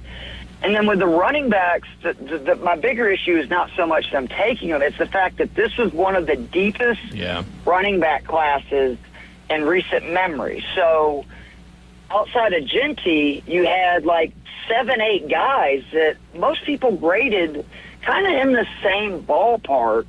And to see 3 other teams take guys in the top 38 picks, again, I think that you could have waited and got a really good player, in that range. So, and I could be wrong, right? Like, these tight ends could all end up being studs. These running backs could, start a renaissance, and maybe we are moving back to a more run-heavy league. But I have been telling people in fantasy football, I think don't overreact to last year. It's actually going to be the opposite, where you're going to see passing kind of take a step forward this year because so many of the top receivers were injured last year. So many of the top teams of quarterbacks had offensive line injuries. Like, there was a lot of factors that led to the struggle passing and so much success in running the ball. And not to mention, Derrick Henry and Saquon Barkley went to teams that the Eagles have the best offensive line in football.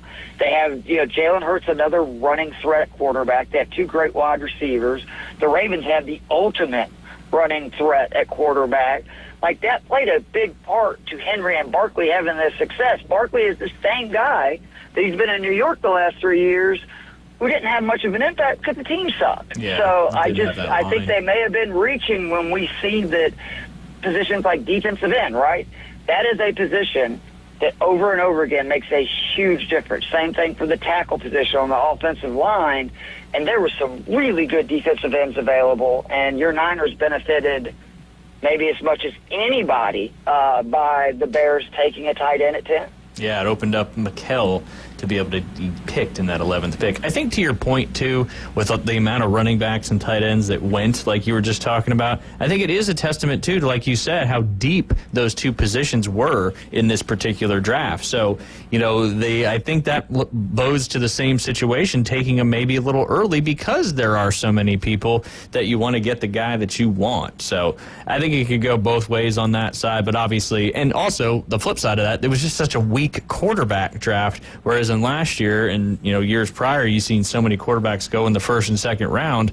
It was scattered out all the way through the entire draft, all the way through the 7th round. So I think you just had less quarterbacks and much more running backs and tight ends and edge rushers and defensive tackles. So, we'll see how it all transpires. We're lucky there'll be 1, maybe 2 starting quarterbacks in this class. Yeah. And I feel very confident saying that. And I'm not even sure Cam Ward with where he's going to Tennessee. Sorry, David, I know he's not there today, but I don't know if he's going to be an answer. He's a super talented guy, but that's a nightmare situation. And what have we talked about Ryan a lot in the last year or two, that so much of these QB success is determined by what offense they go to. What is their offensive line? What weapons do they have? And poor Cam Ward is just going to a mess in Tennessee. Hey, they got Tyler Lockett.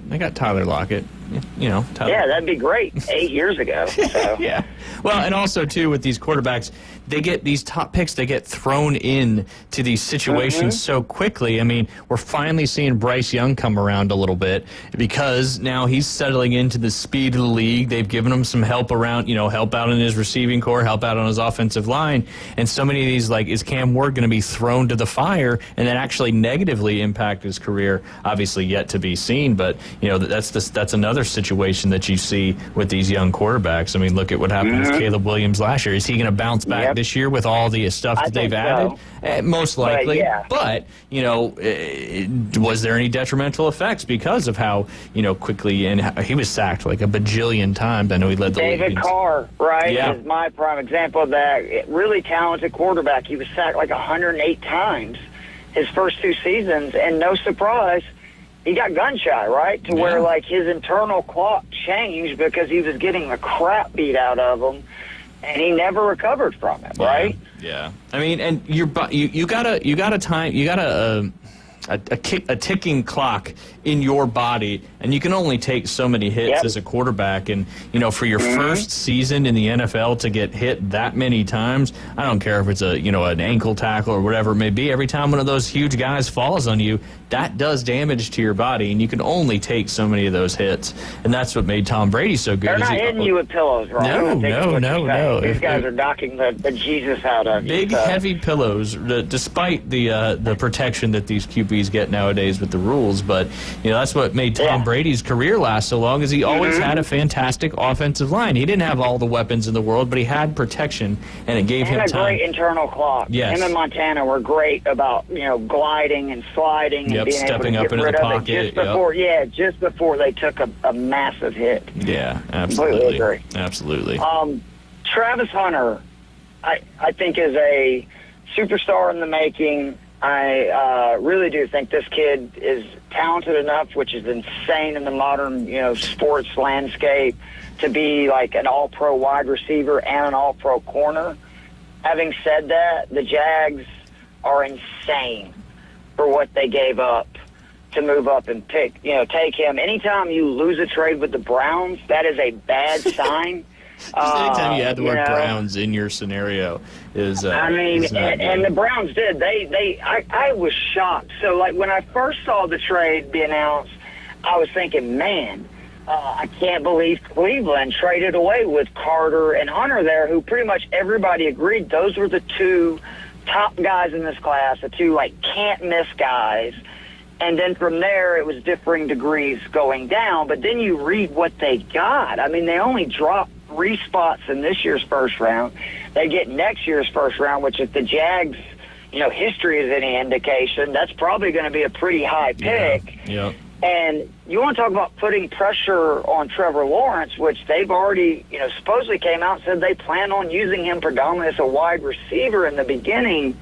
To me, this sounds like a front office that is panicking that T-Law is not the guy that they thought he was going to be, and they're doing everything they can to prove, no, wait a minute, he is. And don't get me wrong, having Travis Hunter and Brian Thomas on the outside is going to give Lawrence every opportunity to succeed. But I just worry if that doesn't happen, you just gave up not only, again, the pick swap and the next year's first, but a bunch of other picks, and they're probably all going to be early round picks. I just think it was, that was a QB-type ransom, and you never see that anymore for non-QB players. Yeah, I mean, that shows how much that these executives think how good Travis Hunter is going to be in the league.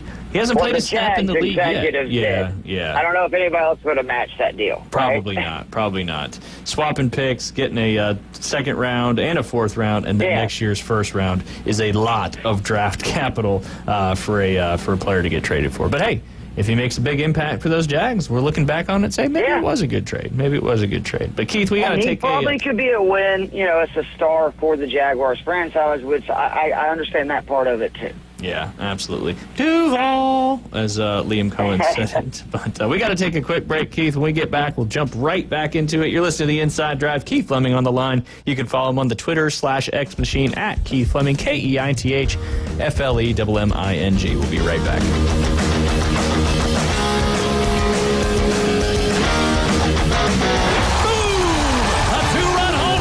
Atlanta Braves are back. Here comes the throw. It's late. Braves win. And ESPN Northwest Florida is your exclusive radio home for Braves country. He just wrecked that thing. Straightaway center, a homer for Riley. Sales, Strider, Acuna, Ozzie, Riley, Profar, and Coach Snitker lead a stellar lineup. Listen live nights and weekends on ESPN Northwest Florida. This is Joanna with ESPN Northwest Florida with your Wednesday's weather. The rest of the day, there will be a moderate breeze out of the south, mostly sunshine and 80. Partly cloudy skies tonight, slightly colder at 69. Tomorrow, partly sunny and a gentle breeze right around 9 miles per hour with a high of 81. The same at 81 Friday, and we'll have slight fog in the morning, but otherwise mostly sunshine. This forecast is sponsored by Mid-South Lumber, the best little lumber yard in Panama City. Thank you for tuning into ESPN Northwest Florida. Rely on it. Reliable Copy Products is proud to be the exclusive dealer in Northwest Florida for Kyocera office equipment. Reliable Copy Products has been committed to providing professional, personalized service for the last 35 years. They understand that the right equipment does not always fall within today's budget requirements, so they offer several options for the equipment you need today for the growth you expect tomorrow. Call James Smothers at 784-6601. 784-6601. Reliable Copy Products on Harrison Avenue, just north of Bay High School. Hey, it's David Hayes from ESPN Northwest Florida, right here in Panama City. Look, if you've been in an accident, I know your first call is usually the insurance, but don't stop there. Your next call should be Jed Lawyers. I've seen what they do. Local team, real results, no upfront fees. They're based right here in downtown Panama City, and they'll jump on your case from day one. Call 850-852-0000 or head to jedwins.com. Now back to the Inside Drive, live and local from the Gulf Plus studios. From the fairway to the rough. I was hoping to squeeze in 9 holes before this rain starts. From the greens to the bunker. Certainly, Your Eminency. It's the Inside Drive with Ryan and Jay. The good Lord would never disrupt the best game of my life. ESPN Northwest Florida.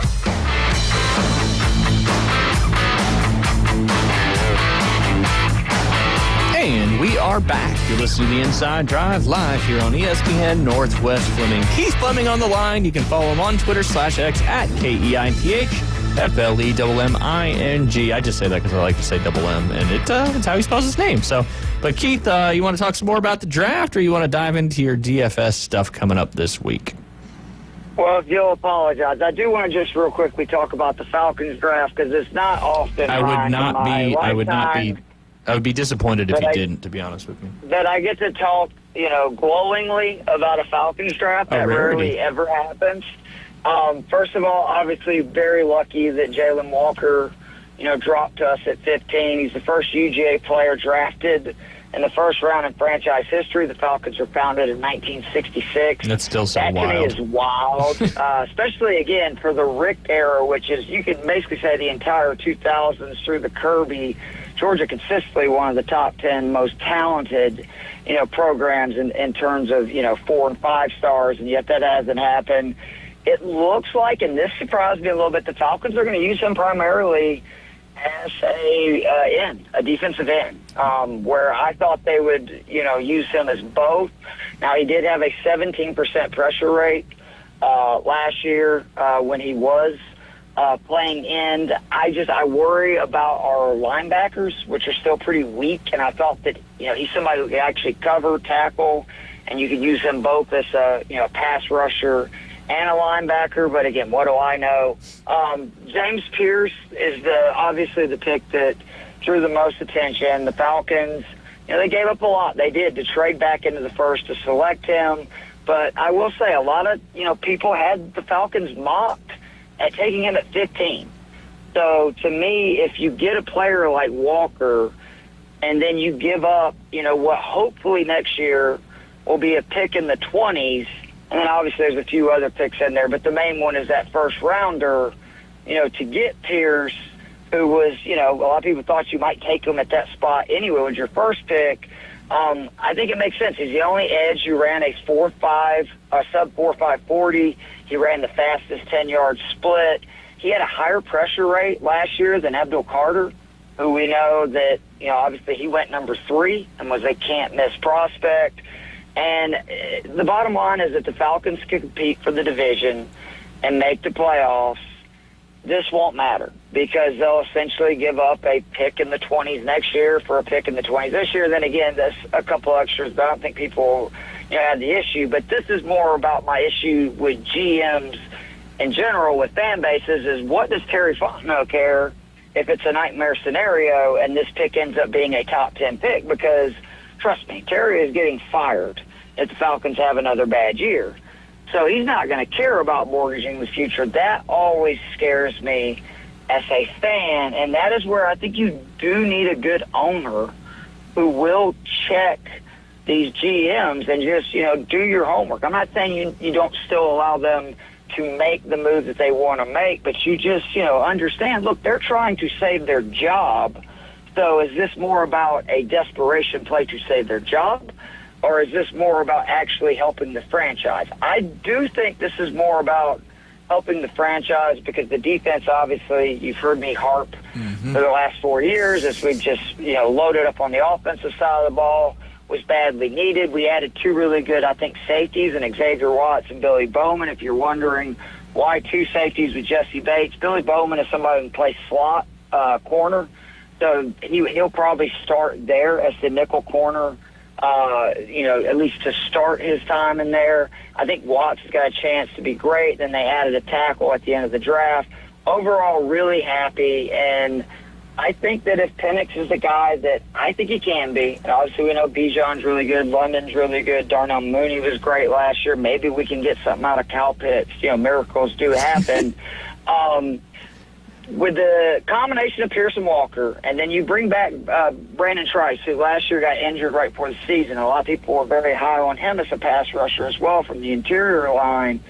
We could seriously go from a team that has been in the bottom forever in sacks, pressure rate, all that stuff, to I think one at least in the top 10, top 15. So I am very hopeful for that. And then just real quickly to go through some of my favorite picks. This is not just, sucking up to the host, but you guys getting Mikael Williams. I'm telling you, that dude is so special. I saw him take over so many games. Like, that just traditional defensive end that just is a wrecker. It's like Von Miller is who he reminds me a lot of younger in his career, where there's just games nobody can stop him. I think he's going to be just a supernova in San Francisco.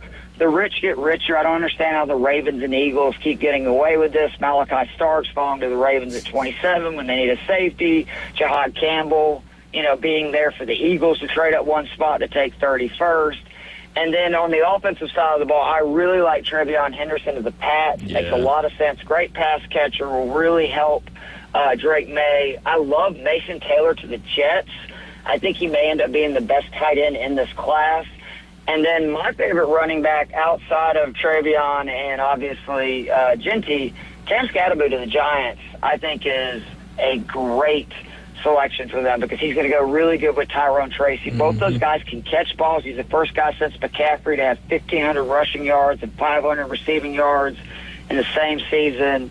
Really love those picks. I also just want to mention Tate Rutledge to the Lions at 57th overall.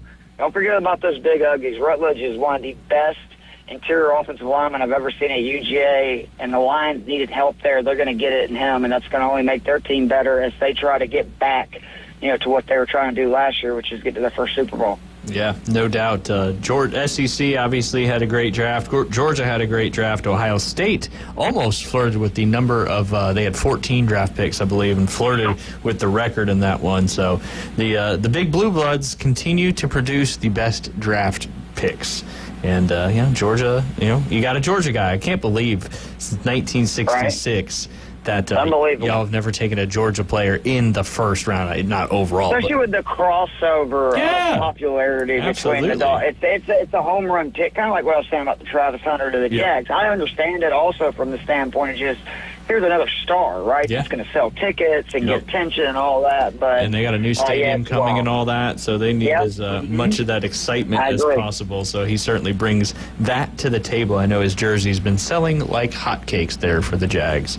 All right, let's pivot over to the golf side of things, where you've, 3 out of the last 4 of your picks have been a winner? Well, individual tournaments. My idiot self, even though I gave them in my article and said they were my favorite team, for whatever reason I didn't put them on my betting card, so I don't get the Novak Griffin win, which is just, I'm an idiot. But the TPC Craig Ranch, the Byron Nelson, let's just call it that. It's the CJ Cup, but it's Byron Nelson's tournament.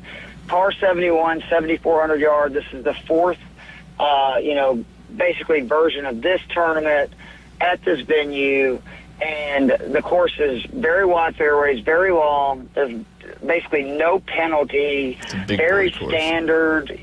Greens, not too big, not too tricky. Plays it's the fourth easiest under par, and it's because it's the seventh easiest off the tee, easiest set of par fours, second easiest, and approach shots easiest from 150 plus. And despite the average approach being over 180 yards, it's just a birdie fest. Highest birdie to bogey ratio on tour. Easiest course on tour to gain strokes around the green. Almost 72% off of what we call like tight lies.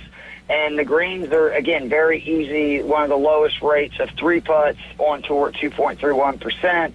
I'm looking, and we discussed this in detail if you want to check it out on the 2 Off the Tee show. Par 5 scoring. Driving distance is so important. Guys that are good iron players from 175 to 225, and then, make a lot of birdies. And then obviously you want guys that have a decent track record here. The official DK lineup, we talked about it last night. The question is, do Scotty or not Scotty? For like DraftKings every week. Absolutely, if you're doing cash games. If you're doing what I recommend, which is single entries, I think you have to have him. He's 13-3. He's a great play any week, but especially for a non-signature week event on a course that rewards player who gains strokes off the tee, excel from 150-plus yards, plays par 5 well, and make a lot of birdies. Well, Scotty Scheffler is 6th in strokes gained off the tee, top 15 on approaches across the board from 150 to 200 yards, second in overall proximity on approaches, 8th in green and regulation percentage. He's first in par 4 scoring, 40th in par 5 scoring, playing the par 5 this year at 4.56 per. He's also top 25 in birdie average and birdie or better percentage. To me, don't overthink this, especially, again, for cash lineups. Scheffler finished 15th here in 2022, 5th last year. I kind of would be surprised if he doesn't win. And we discussed last night, I think he needs to win it, right? Like, it would be good for him to get back on track with the surgery and everything. Yeah, definitely. And, something we went in detail last night about injuries and how they can affect the golf game pretty significantly, because you've got to build that trust back up and know that when you pull that club back, it's going to do what you practice to do. And, not that, I think we talked, his last win was the Tour Championship last year, which really wasn't that long ago. And he just won so many times last year. So it's like the fact that he hasn't won yet this year kind of feels like an anomaly, but if he's one of those guys that can get a victory here, and especially at a place like this, what you mentioned, there's not too many top guys in the world playing in this tournament. He gets a win. Look out, PGA. He kind of gets that momentum going back again, and we shall see what happens. But yeah, Scottie Scheffler, it's the big decision if you're doing DraftKings. Do you put him in your lineup or do you not? And Keith, you put him in your lineup, and so I would suggest a lot of listeners do the exact same thing. I did, and it's because I really like the guys below. So obviously with Scheffler in the lineup, my next most expensive guy is only $8,400. He's one of my favorite plays to win this week. You can get Jake Knapp at 55-1 to win, 9-1 to top 5. Anytime I think of a venue that you can bomb it off the tee, there's really any penalty for it, you need to be a good long iron player, that's Knapp. I mean, he finished 8th in his only start here last year. He's finished 27th or better in 5 of 6, so he's playing well.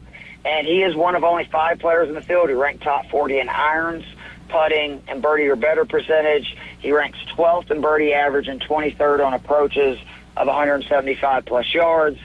Gary Woodland, 7,400, a lot of the same thought. I think that there's some real value in him as well. I do like him as a long shot, 90-1 to win, 6-1 to top 10, top 50 in strokes gained off the tee on approach. He hits it so far right now, 11th in driving distance. He excels from 175-plus, ranking top 40 across the board in those. And he has not played in this event since 2017, but finished 12th in this event in 2016. Granted, a different venue, but it speaks more to, I didn't realize how well this dude plays in Texas. He has a runner-up finish earlier this year at the Houston Open. And I guess because of his low ball flight and iron game, just since 2020, he has 8 top 20s and 6 top 10s just in the state of Texas. So Gary obviously feels good playing here. Sami Välimäki, I believe is his name. He is a Finnish player, 7,300. He's 7-1 to top 10, 3-1 to top 20, like both of those. He's playing great with 3 straight top 18 finishes. Obviously comfortable playing in Texas. He finished 12th at the Texas Open, 4th at the Houston Open. Again, fits that model. He hits it very long off the tee. He's 8th in strokes gained approach, 14th in strokes gained putting. Very good from the 150 and further out model. Next up, Henrik Norlander, 7,100. The old Augusta State National Championship winner back-to-back years. Dude, I so bad wanted to go with Matty Schmid in the spot. The data says that the German Schmid is the guy to go because of his combo of length, solid long iron play, ability to make birdies. Like, he should fit this course, but he's missed the cut at it 2 years in a row. He's missed the cut at both events in Texas. This is the cash lineup, so I want something a little safer, so I pivoted Norlander, one of the best iron players on the planet, 3rd strokes gained approach, 34th on approaches from 150 to 175, 22nd on 175 to 200, so he'll have no problem, with those long iron shots into the green.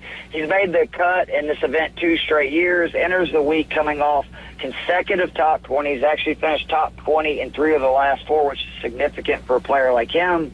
And then rounding it out is Kevin Tway at 6,500. He's plus 750 to top 20. He has a stellar record at this event. He finished 11th here in 2023 at TPC Craig Ranch, 9th last year, playing on a sponsor's exemption. And a good finish would go a long way to him attempting to regain his tour card. Obviously, his dad played on the tour forever. Historically, Tway is known as a great mid to long iron player, which obviously that's good here, and he excels on the green. We talked about last night, the bent greens, you get really hot with the putter.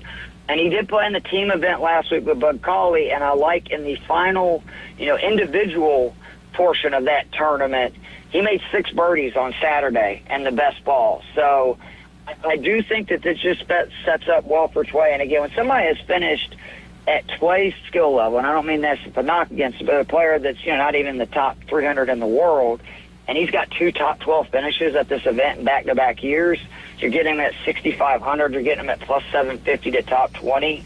I'm going to go ahead and go all in on that. Yeah, that plus 750 top 20 seems like a no-brainer, and I think on Hard Rock it's plus 800 if I'm not mistaken. That seems like a no-brainer for a guy who's finished so high in the last 2 tournaments at this venue, and that stuff matters when it comes to betting golf and doing DFS. Keith, question for you for those who may not know. Can you explain what strokes gained means in the data world?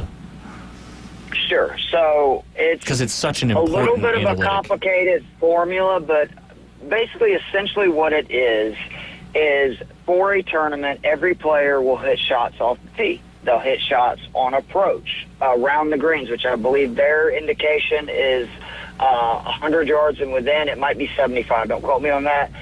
Putting would be obviously on the green.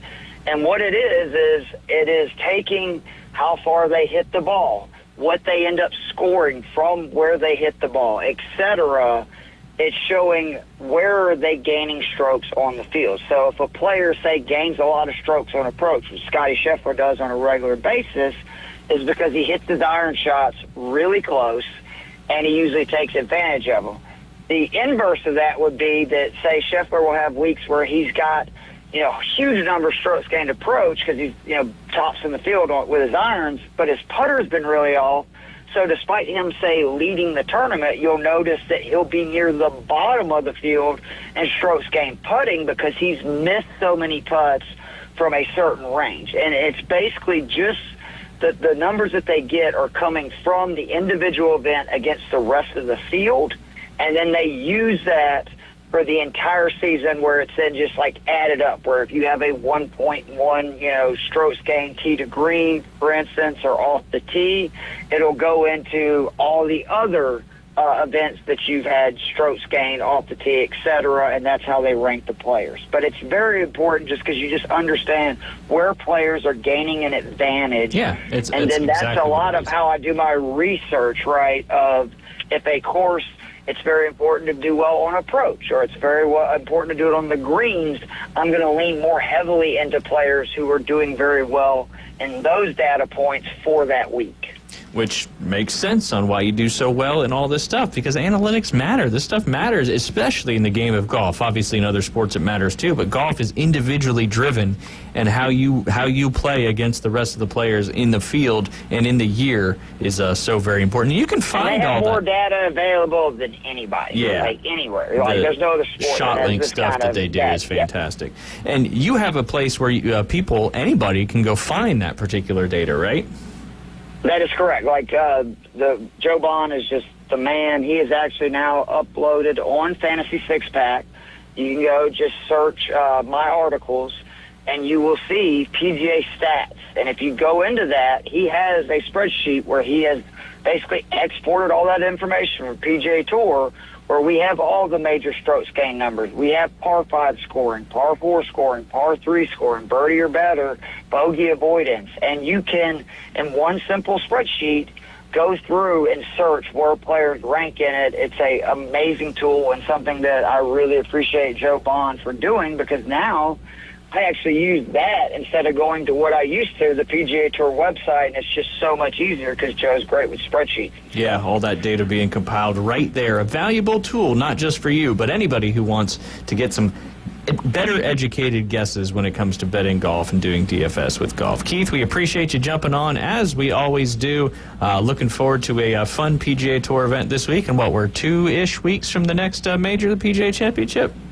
Yeah, we're only a few weeks away from a wonderful stretch of golf. Basically, starting at the PGA, we've got Jack's tournament, we've got the Open, and then don't forget the Ryder Cup this year. So it's going to be a great summer of golf leading into September for the Ryder Cup. Yeah, absolutely.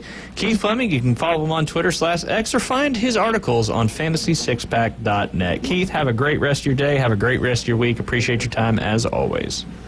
You guys too. Have a great one, man. All right, take care, Keith. That was Keith Fleming. Like I said, you can follow his valuable information, which I will say I use myself when it comes to betting golf, especially top 10, top 20, top 5 bets, and all that good stuff. Final segment coming up next right here on the Inside Drive.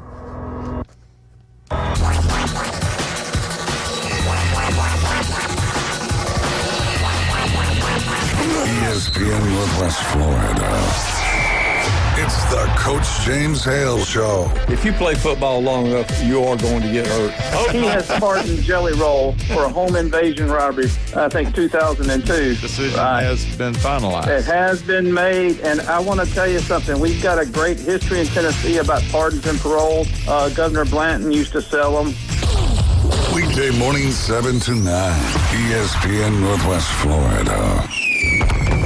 That boot store can help you dress in style, from casual Western wear for a night out with family and friends to a special meeting that requires a fashion touch with Western flair. From boots to hats, belts to shirts to jeans and a lot more for the smallest of the largest in name brand Western attire, including Carhartt work clothes. Shop that boot store for the whole family. Open Tuesday through Thursday 9 to 5, Friday and Saturday 9 to 5:30. Next to Billboard Kia, 15th Street, Panama City, where God is good all the time. Get ready to connect.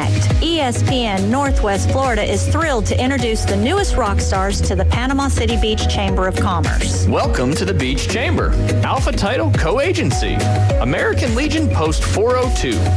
Cupcake Chaos and Revival House General Store. We're here to champion your success and connect you with this amazing community. Congratulations from ESPN Northwest Florida. And the Panama City Beach Chamber of Commerce, reaching Bay County and beyond.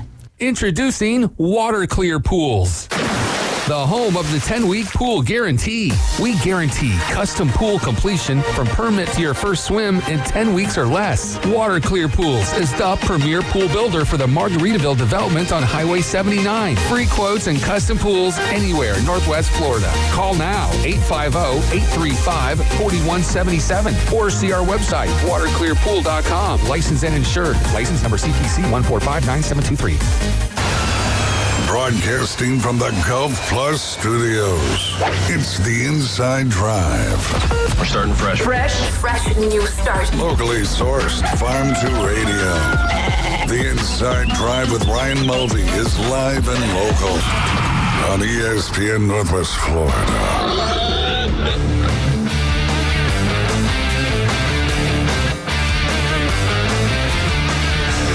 And welcome back. You're listening to the Inside Drive live here on ESPN Northwest Florida. No streaming coverage of the Braves today, but they are still playing. They got the Colorado Rockies coming up at 2:10 here in the Central Time Zone. Those poor lowly Colorado Rockies sitting at 4-25. Last team to go that badly, 1899, the Louisville Colonels. Shoot, the old Colonels. The old Colonels. Everybody remembers that team. But yes, Colorado Rockies, obviously the Braves taking advantage of a pretty rough start there for the Colorado Rockies. The Braves win this afternoon. They will improve to 15-15 on the season with a big-time series coming up at home against those LA Dodgers this weekend. Coming up, all those games right here on ESPN Northwest Florida. You'll have Friday at 6:15. You'll have Saturday at 6:15. I believe coverage starts about an hour earlier than that. And then Sunday is also a night game as well at 6:10. So the big series against the Dodgers will be right here on ESPN Northwest Florida, Friday night, Saturday night, and Sunday night. James, I got some little fun facts here about one Paul Skeens, last year's NL Rookie of the Year. Hit me with it. He has a career road ERA of 1.24. It's the lowest through the first 14 starts of any pitcher's career in MLB history since the ER was tracked since 1912-1913 season. That's a pretty good little stat. Not too shabby, but it gets better. Through his first 170 career innings pitched, Paul Skeens has 209 strikeouts. That is, 9 minus 13, so 22 strikeouts better than Pedro Martinez.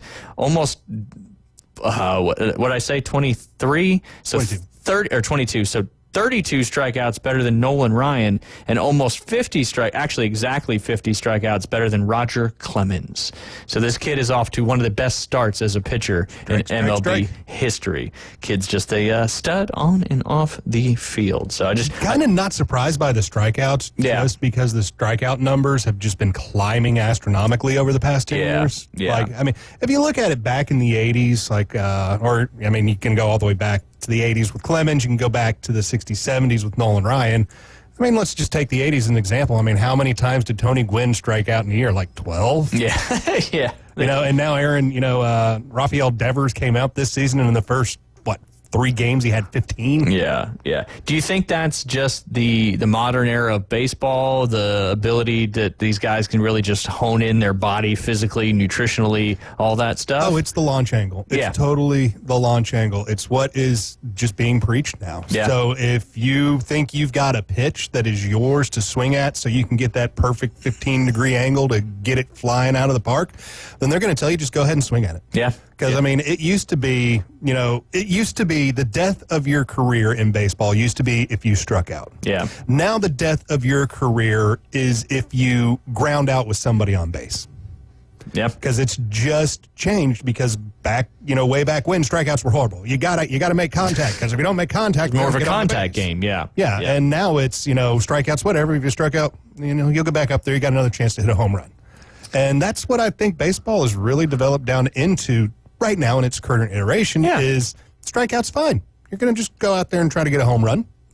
Yeah, kind of the nature of the beast right now. And I'm sure it'll cycle to a different kind of, I don't know what you call that, different kind of It'll be a style. Era, maybe.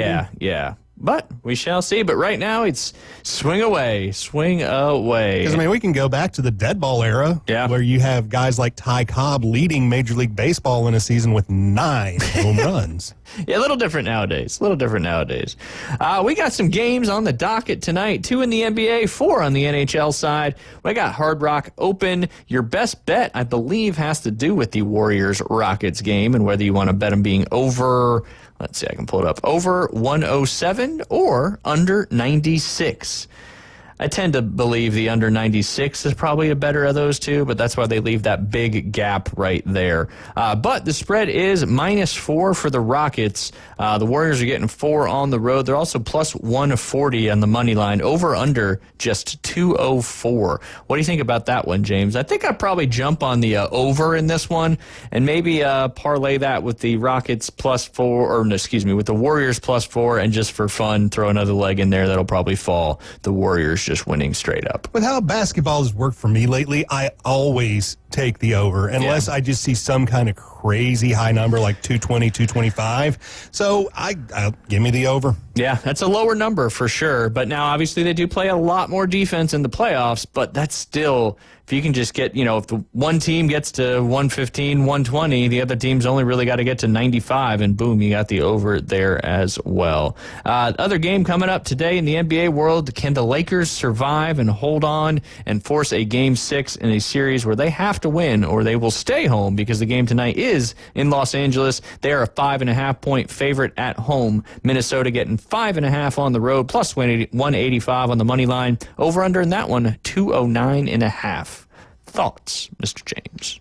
Lately, I am going to have to go with, I'm going to take the Timberwolves. Give me the 5.5 points because I think this is going to be a very close game. They've mostly been pretty close games this whole series. They have. So, a 5.5 gap for me is definitely money. So, I have got to go with that. And like I say, I like the overs. Give me the over. I like parlaying those overs too in these games that you feel like they could go in that over. Obviously, you got to hit both to win the bet, but when you see a low over-under total like that, there was one in recent times. What was that one? Let me see if I can find it real quick. That was, I did the Cleveland-Miami game over 211.5, and Cleveland almost got there by themselves. And then the last Rockets-Warriors game, it was 202.5, and they covered that as well. But you can usually, if you get 2 of those overs parlayed at -110, you can usually get a little between plus 200, plus 300 as your odds, which gives you a little more value. Obviously, you need them both to hit to make it happen, but it makes it a little more exciting for me anyway. All right, back to the games coming up tonight. We'll jump over to the NHL side of things, more of our wheelhouse there, James.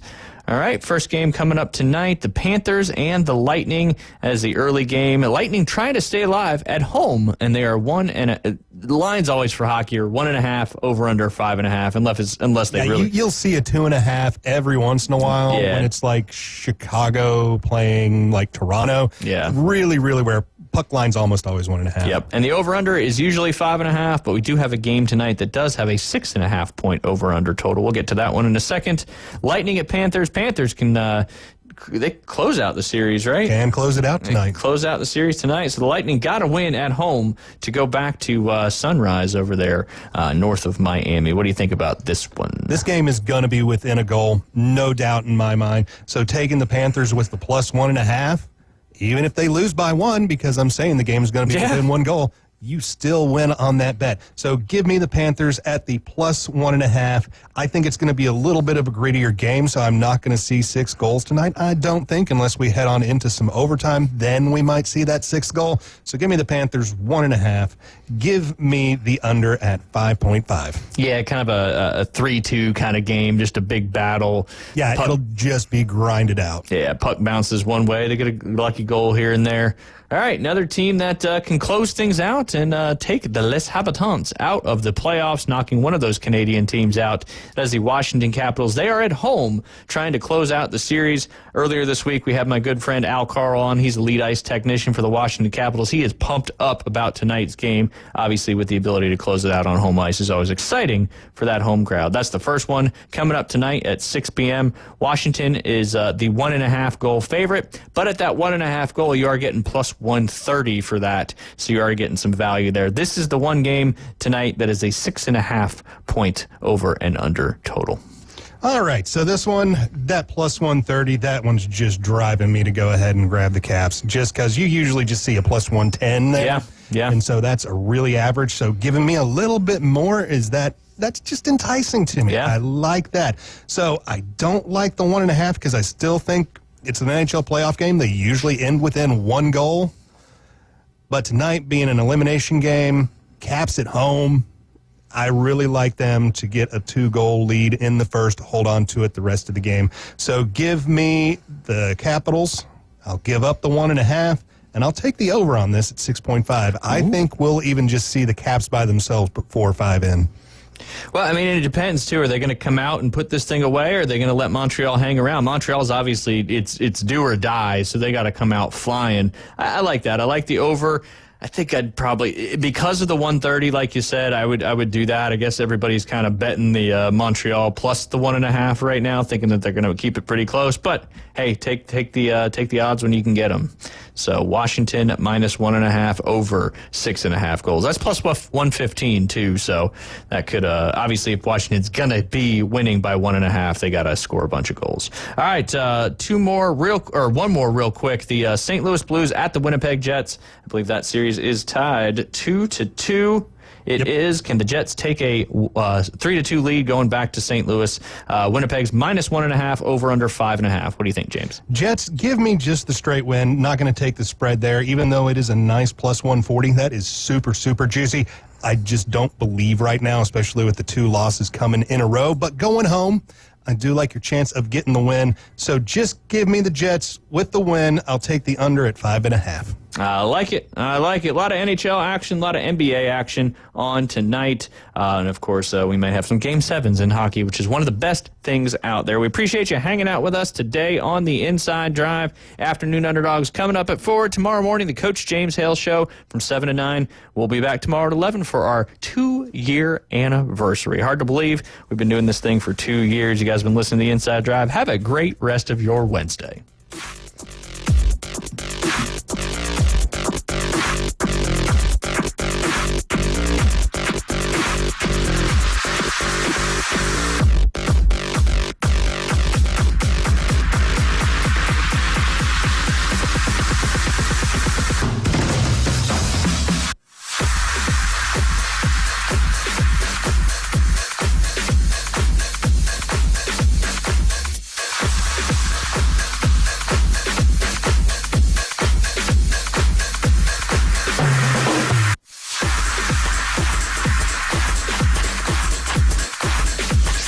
ESPN Northwest Florida.